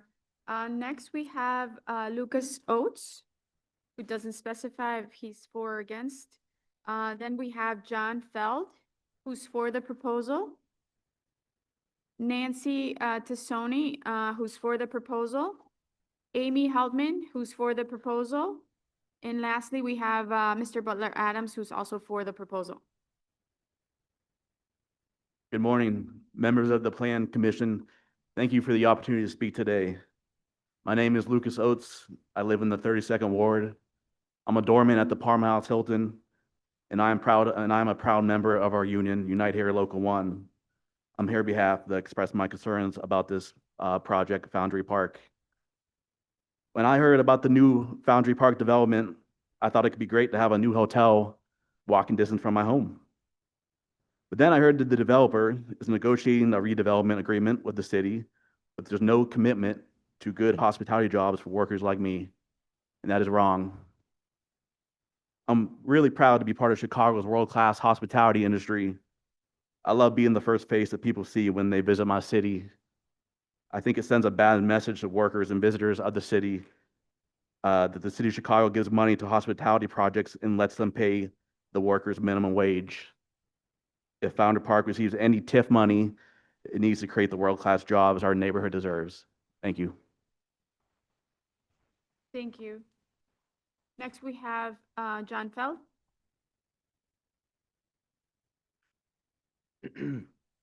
Hi, everybody. My name is John Feld. I am a 15-plus year resident of the north side of the city, and I'm here today because I care deeply about the riverfront and what's built near it. I live on the riverfront with my wife and 3 daughters, and I use the Riverwalk every single day. The gentleman who I believe is the landscape architect mentioned something that really resonated with me.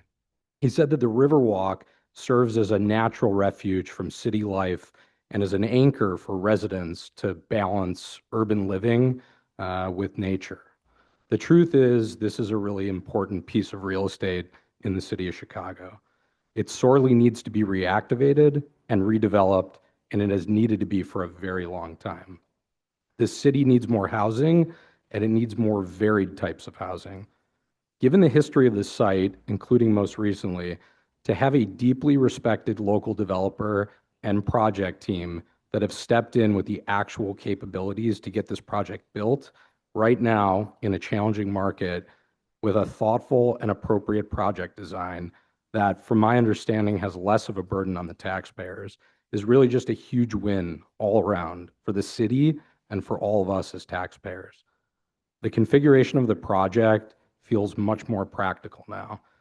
It's more appropriate for the site, and it feels more compatible with the neighborhood. Building more housing and less office in today's environment feels like the best path forward for the site, and that's what the proposed project seems to achieve.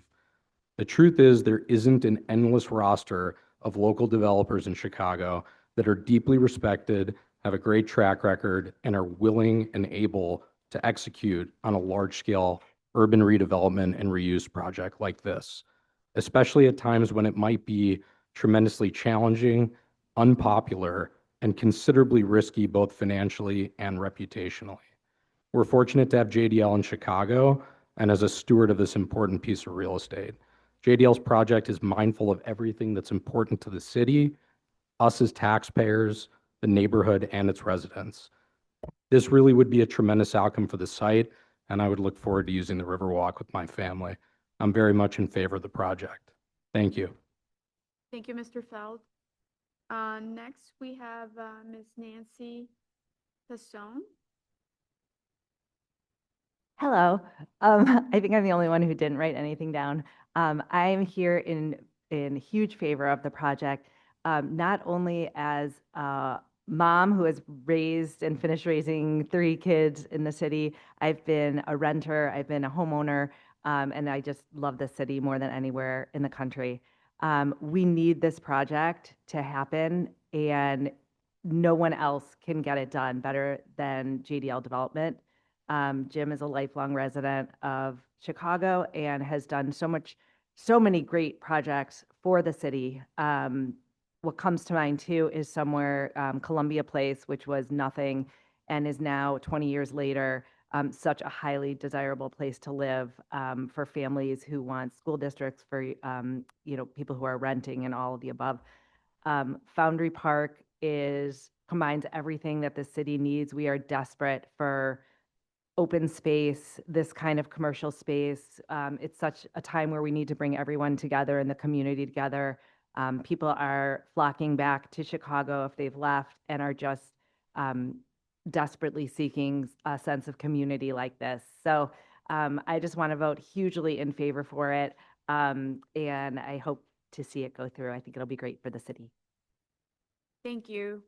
Next, we have Amy Heldman.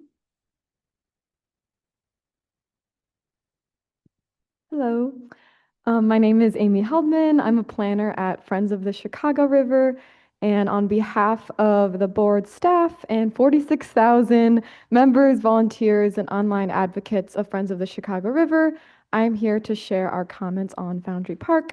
Friends of the Chicago River's mission is to protect and restore the Chicago-Calumet River system for all people, water, and wildlife. Foundry Park is a once-in-a-generation opportunity to restore a stretch of the river that has been fenced off from the public and in need of ecological stewardship for decades. Foundry Park's prominent location provides an opportunity for Chicago to showcase to the world cutting-edge waterfront design that is centered in ecological restoration.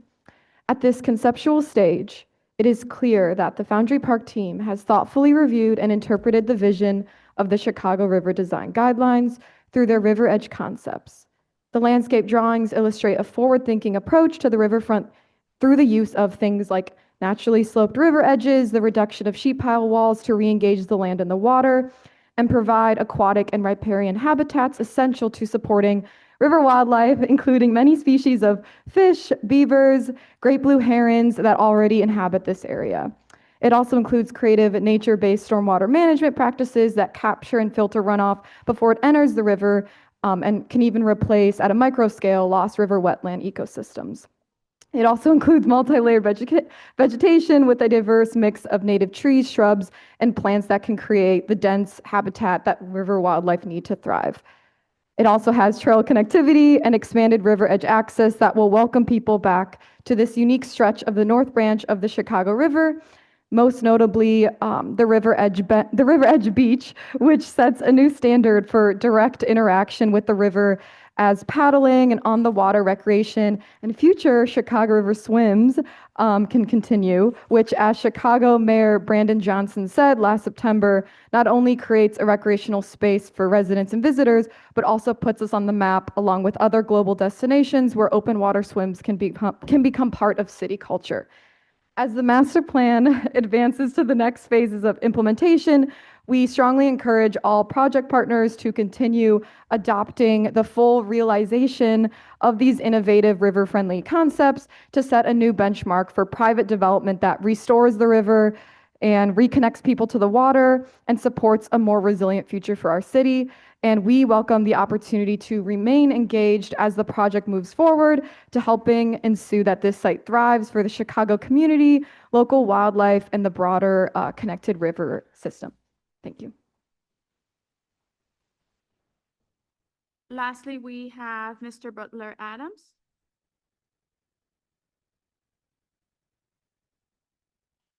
Yes, for the record, my name is Butler Adams. I've been following this project now for the better part of a decade when it was first Lincoln Yards, and I went to many, many meetings when it was in Alderman Hopkins' ward. So now I'm here for this one as well. So I think this project has a lot of potential. I don't necessarily like the fact that the density was reduced or the height was reduced, but I also know that it's a smaller project from before. I do hope that the developer and the architect look at other projects, not just in Chicago, but around the country. I know that they came here a few years ago for their North Union project. So for those who are not familiar with that, that's going on the old Moody Bible property on Wells Street. But this project has a whole lot of potential.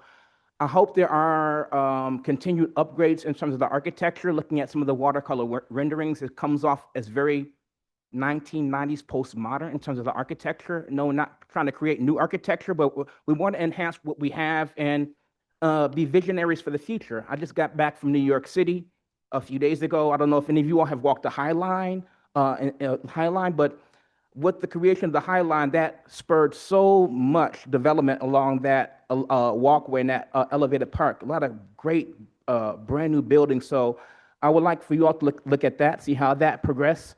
Look at Long Island City. There's another project in New York that has gone through similar motions as this one. That was called initially Atlantic Yards, now called Pacific Yards. And they got approved at 6,400 apartments. They're not going to 9,000.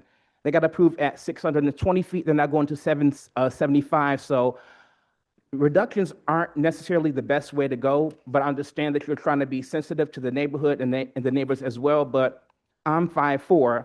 If somebody 6'6" comes next to me, I'm not going to punch them in the face because they're taller than me. I just deal with it. We created the skyscraper in Chicago. We invented the skyscraper.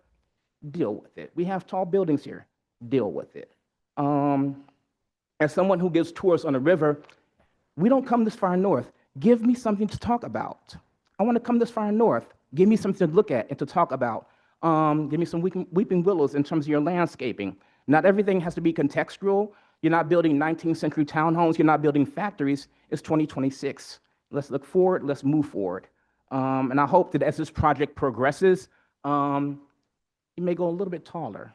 That's just me. When this was first as Lincoln Yards, they were talking 800 feet around here. Now we're down to 520. That's boring.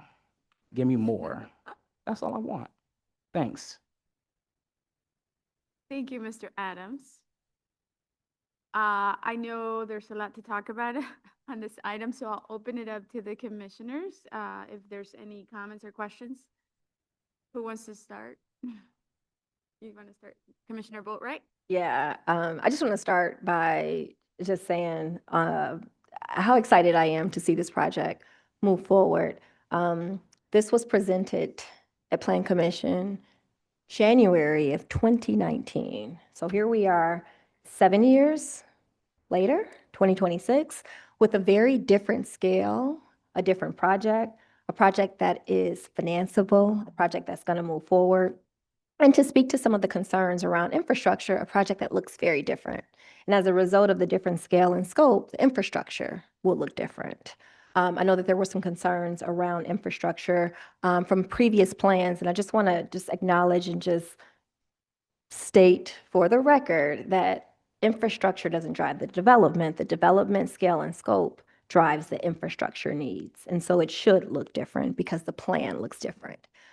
This is a great partnership with the JDL team and Jim's leadership to really course correct what was presented before in a way that's respectful, responsive to some of the community's concerns, and able to be financed and developed, right? It's one thing to have a great plan. It's another thing to have a plan that can be developed and actually move forward. So I'm excited about this moving forward. I'm excited about the scale. I'm excited about the number of units. I'm excited about the open space and the public amenities that are coming online with this project. The other thing I just wanted to state, just to be respectful to the concerns, and while it's not a public kind of question and answer session, one thing that was raised is around the TIF in particular. And I just want to remind us that the purview of Plan Commission is to look at the site plan, to look at the development, not to discuss how the infrastructure will be financed. We're in very early conversations,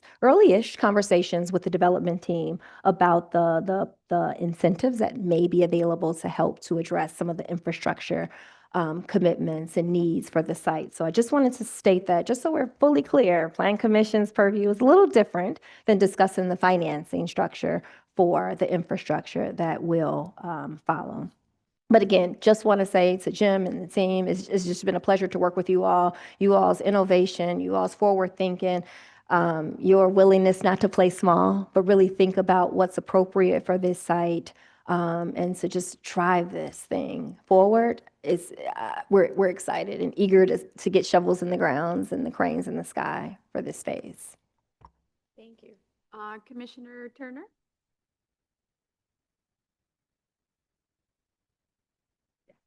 Yes, that's correct, Turner CDOT. I just want to talk about the traffic study and traffic congestion and plans and everything. From our perspective, this is a brand-new project. We get looking at it through fresh eyes. We're not trying to continue what was done in the past as far as looking at what was done with the Lincoln Yards, but this is a fresh new look.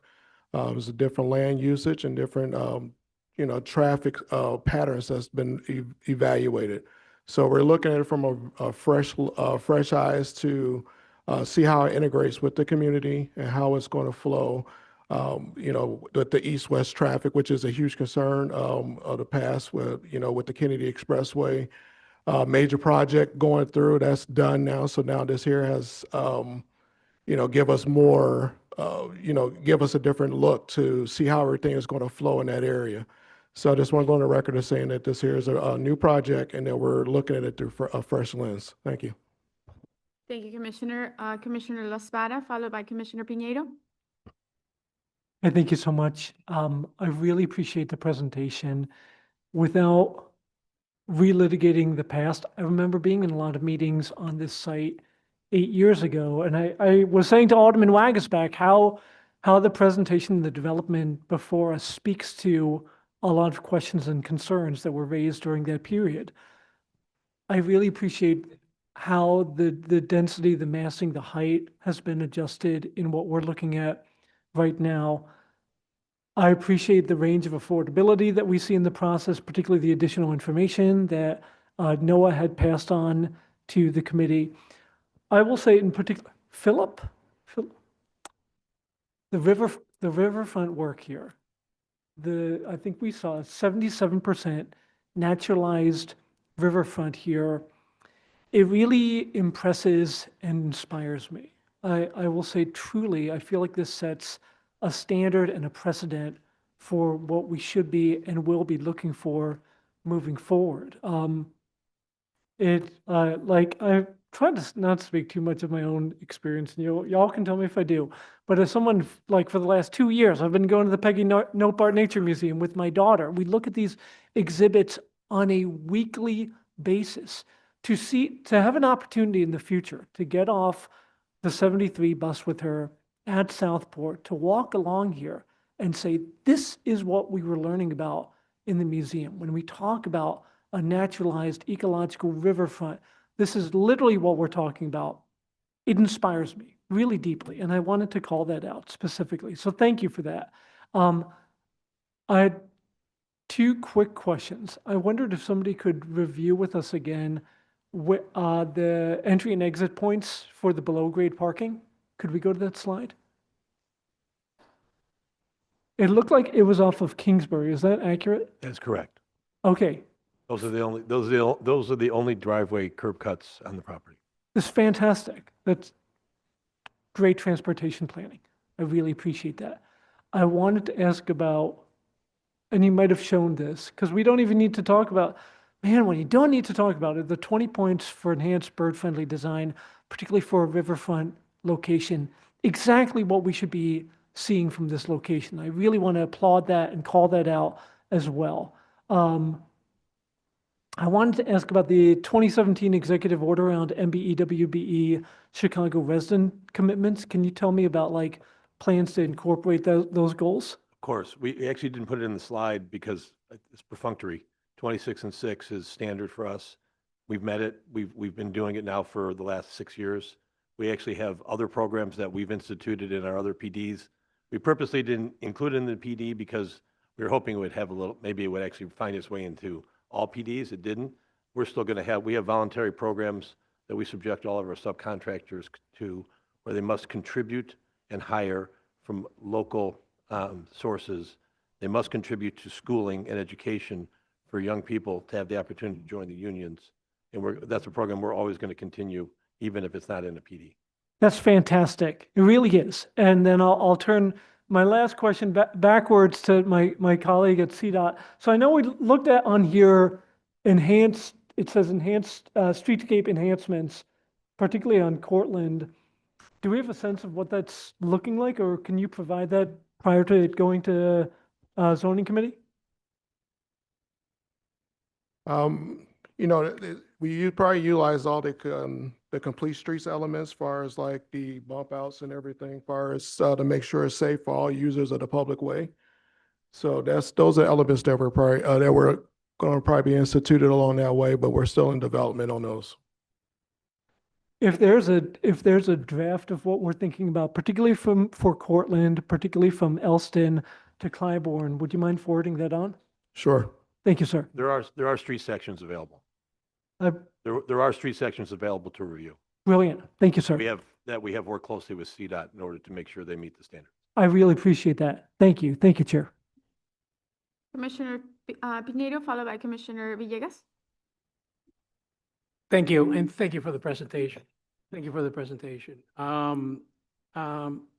One concern that I have relates to, and I do understand the reason for all the focus on the parking. I think it's great that it's going to be underground. That's remarkable. But of course, as I look at the site context map here that shows the public transit around the facility, it's understandable, and I'm familiar with the area. So there's really, it doesn't seem to be as heavily supported by transit as some other areas. So maybe it's a question to start for DPD, I don't know, or the team to talk about. I'm a little bit concerned about the distance between the project itself and really some of the highlighted train stations, and maybe it's just going to be heavy into buses. Where I can address that. yeah, please. We're concerned as well. We have 3 major public transportation points that are close, not really close. We have the Metra, we have the Brown Line at Armitage and Sheffield, and you have North and Clybourne, the Red Line stop. We are going to be running a free shuttle from our property to all 3 public points from, I think we've agreed to from 6 a.m. to 11 p.m. Every day. Okay. Because it would be great to get a bus line, and it might come.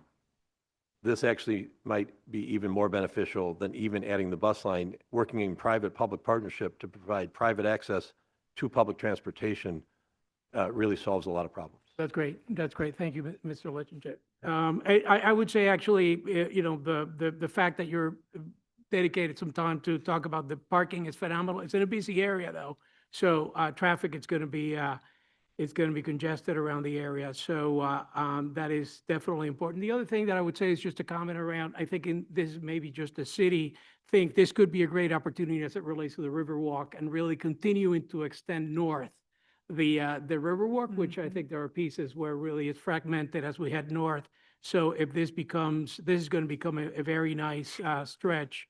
And finally, look, I mean, in all honesty, this is an exciting project. Really appreciate you coming in and giving us this presentation. This is an important project, an important development. It's going to, really activate an area that has needed it for a very long time. And I also appreciate my colleagues here know that I talk a lot about, and I ask a lot of questions around the capital structure and availability of capital and so forth, because that's the driver, that really the last piece that is going to make the project work. So I appreciate the bold statement, Mr. Litchinger, related to the available capital for the development of this big project. So thank you. Commissioner Villegas? Thank you, Madam Chair, and congratulations, Jim. I'm just smiling here because I'm glad something's being done. And thinking back when the whole Lincoln Yards discussion took place and all the opposition to development was manufactured in order to create this atmosphere of how bad TIFs are and all that stuff. And to see it come full circle and see an administration that's going to support something like this just makes me giggle inside. I really appreciate the slide where you talked about the $60 million in the next decade or so that will come about as it relates to property tax revenue. I think that's huge to see that in the 2,500 permanent jobs and the 600 to 800 temporary jobs with construction. How many phases is this project eventually will take to get done? It's a great question. We're hoping less, not more. So we're hoping to roll right in to the townhomes and the single-family homes, as well as some of the buildings on the west side of the river, actually within the next 18 months. And the other buildings, it's going to be to process. We think that the site can support all of it being delivered at the same time. We have to convince capital, not only our current capital partner, but other capital partners to agree. We're optimistic that we can have this entire site built in 7 years. 7 years. We're not committing to that because there's too many variables, of course, yeah. macroeconomic variables that we can't control. We believe this city and this location can absolutely support that sort of pace. And I really appreciate the discussion around the connection of the 606. I think that's something that was discussed in the previous project, and I'm glad to see that it's part of this project. I think that will tie in multiple neighborhoods and just continue a vision of allowing for open space and just people to navigate the city. So I really appreciate that. I wish you guys good luck. I'm very supportive of it. I do want to make sure that we are meeting that 26 and 6. That's something that's very important to me. So good luck. Thank you. Thank you, Commissioner. Commissioner Reyes?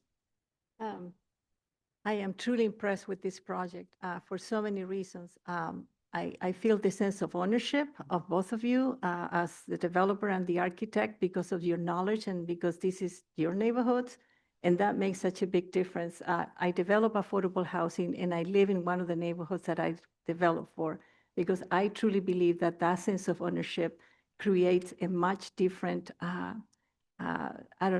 strength, energy, because this is a huge project. And the fact that you come here, sit in front of us and tell us that you have the capital stack, amazing, amazing. I mean, a lot of the projects that we get the ARO and they get the affordable housing, unfortunately, don't get built. And so I am very excited that this will be built, and 95 families are going to be very proud and happy to be part of this amazing place. So thank you for that. Thank you. Any other questions or comments from commissioners? No? Okay, I know we have Alderman Hopkins here. We'll start it off with you, and then we'll hand it over to Wagon Specs.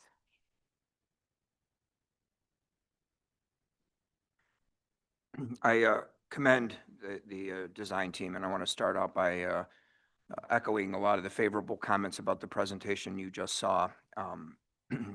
But I do have to remind everyone who was here 7 years ago in this room, promises were made 7 years ago. Promises were made to the community. And they were made from two different directions. It was a public-private partnership, so you had promises made from the private sector, you had promises made from the public sector at that time. From the private sector, from the development community, the promises were to go into an area that was an underutilized industrial brownfield with legacy polluters that caused a harmful effect on the neighborhood and convert it to a vibrant, mixed-use development that would be a live, work, play destination for generations to come. That promise is being kept today. It's being kept by a different team than was originally contemplated, but nevertheless, the promise that was made to the neighborhood is being kept and honored by JDL and the team. The promises that were made from the public sector, unfortunately, I cannot say the same about, and I want to remind you what those promises were.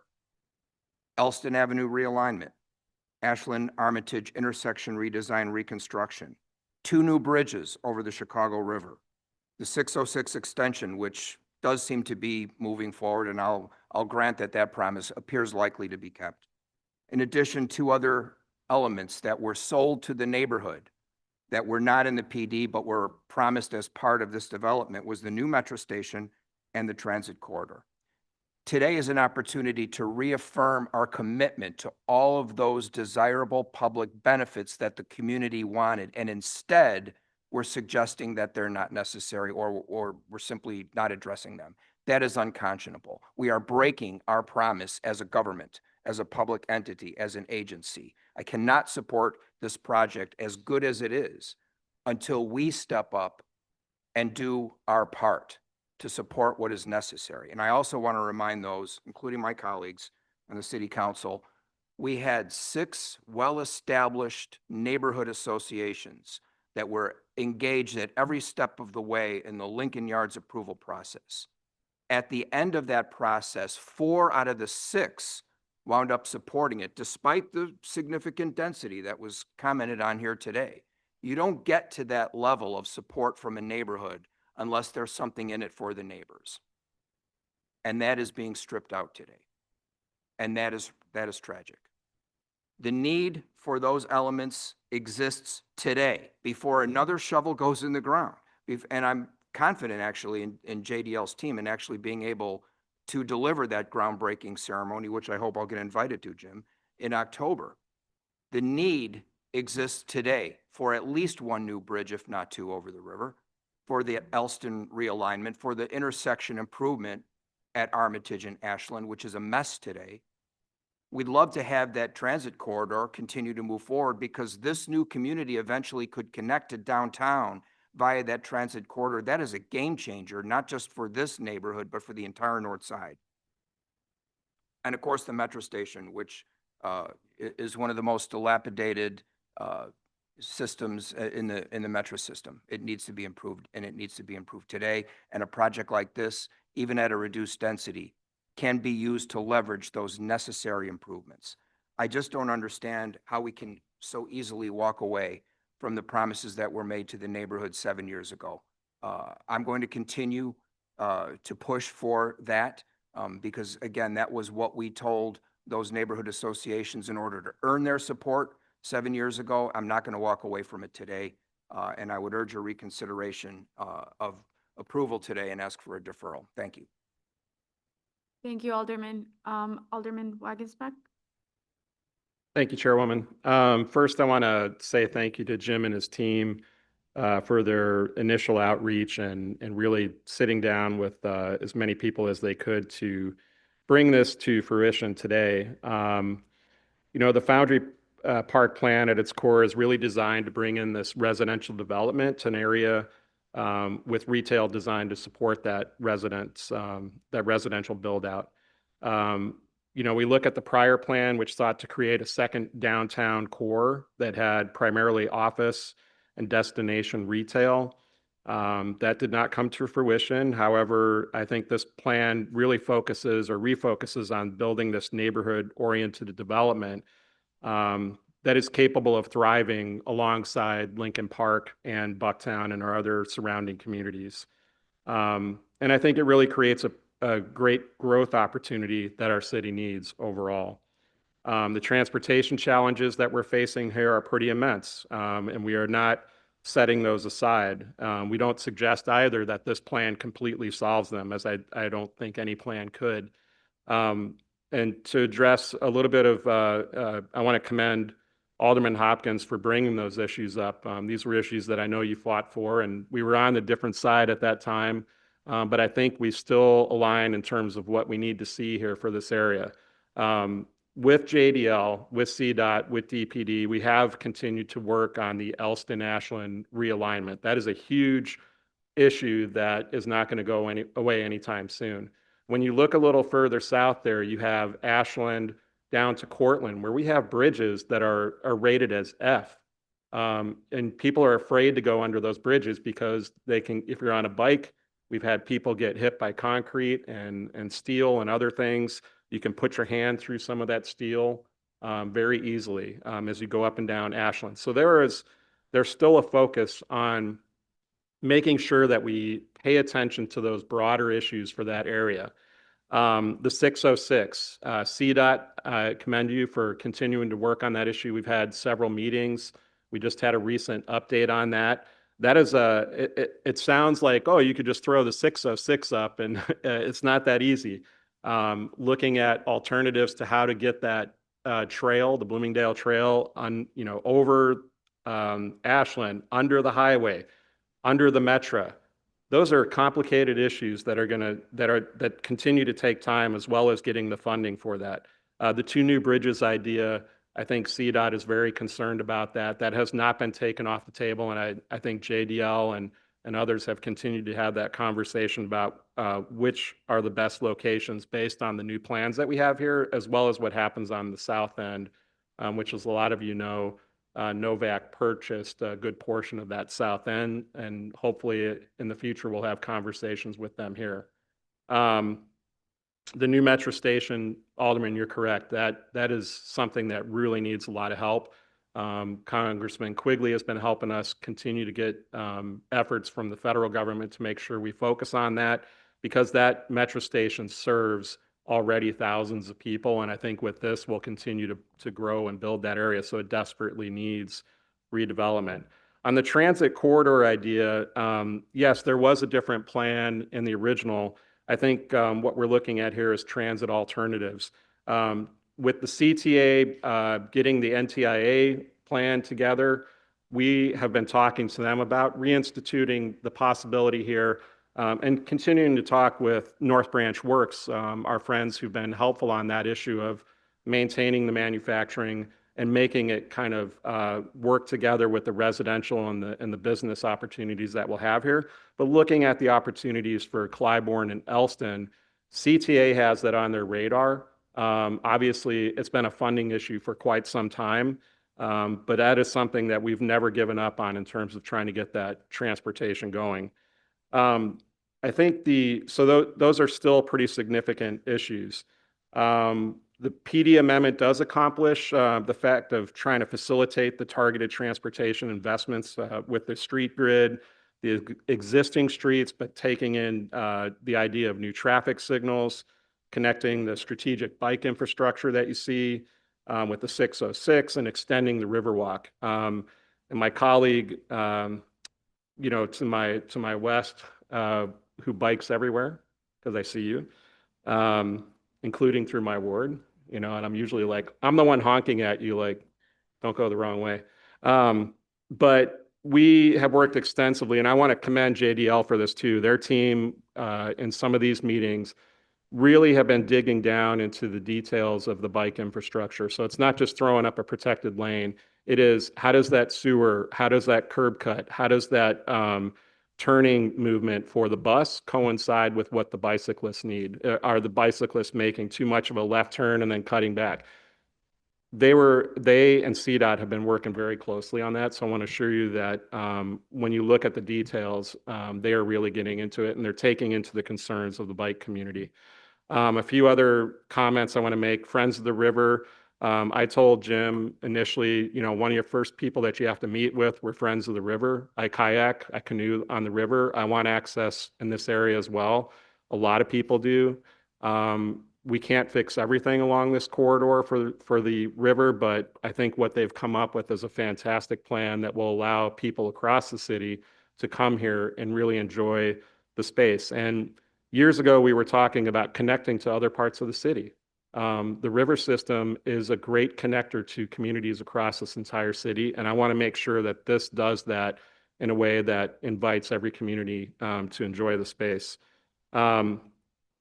The bird advocates, very quickly, Jim already had it in his plan when they showed up at the community meeting. So I think, we heard from a couple people at the end of the meeting. We're like, wow, I didn't expect you to already address this issue before I came to the meeting. But I want to commend your staff and architects for really incorporating that without us having to worry about it.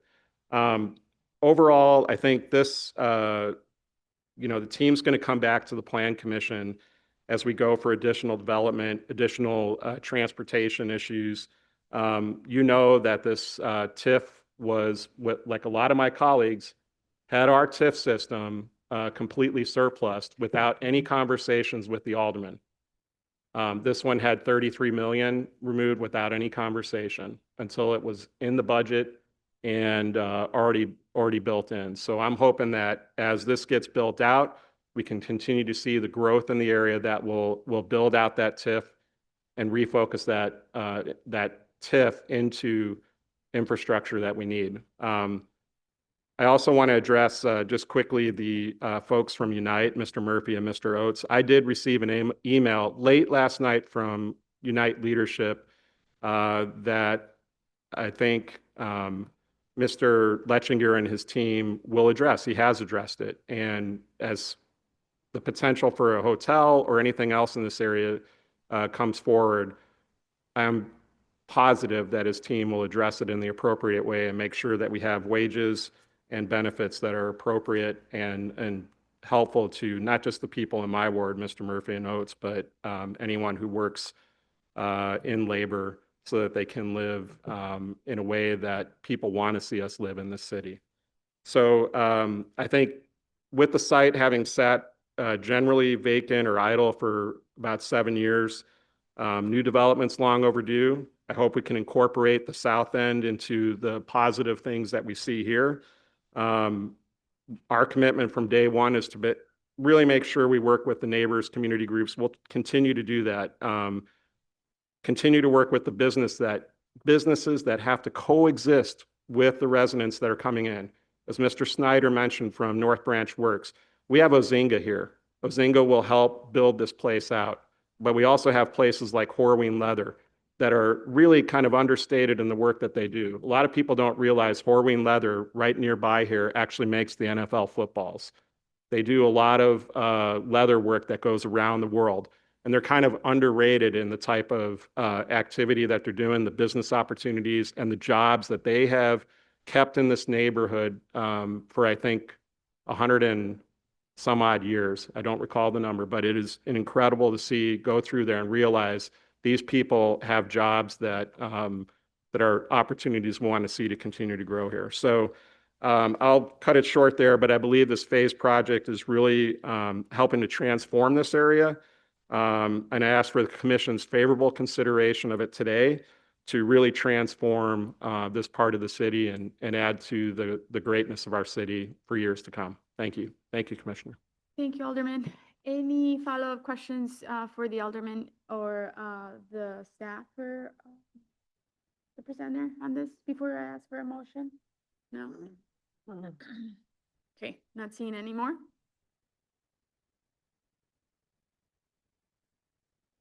Okay, I will go ahead and ask for a motion.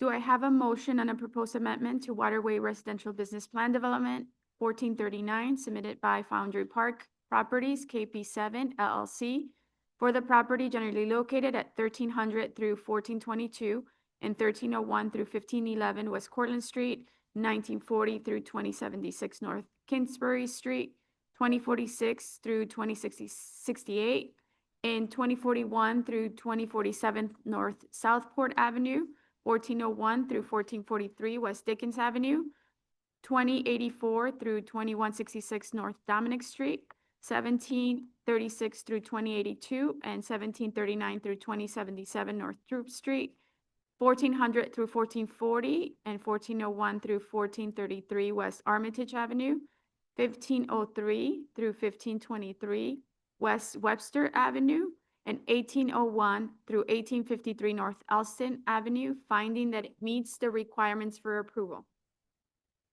Motion by Commissioner Boatright. Do I have a second? Second. Second by Commissioner Reyes. Roll call vote. Commissioner Boatright. Yes. Thank you. Commissioner Castañeda. Thank you. Commissioner Dowell. Thank you. Commissioner Flores. Yes. Commissioner Cadaquia. Thank you. Commissioner La Espada. Thank you. I have a recusal from Commissioner Lyons on this item. Commissioner Murphy. Thank you. Commissioner Piñeiro. Yes. Thank you. I have a proxy vote from Commissioner Ramirez Rosa on this item. Commissioner Reyes? Yes. Thank you. Commissioner Tillman? Thank you. Commissioner Turner? Thank you. And Commissioner Villegas? Thank you. Motion passes. Thank Thank you you. very much. Thank you.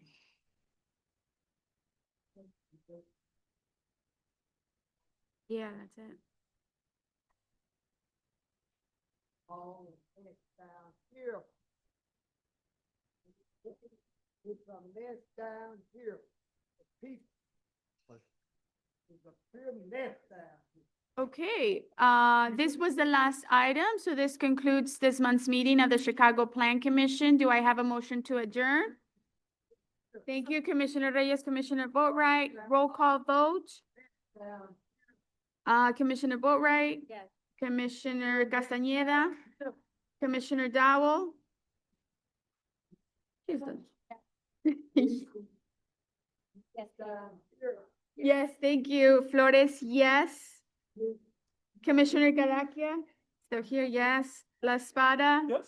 Thank you. Lyons, didn't come back. Murphy? Thank you. Piñeiro? Yes. Thank you. Reyes? Yes. Thank you. Tillman? Yes. Thank you. Turner? Thank you. And Villegas? He's there. Okay. Motion passes. This month's meeting of the Chicago Plan Commission is now adjourned at 12:31. Thank you.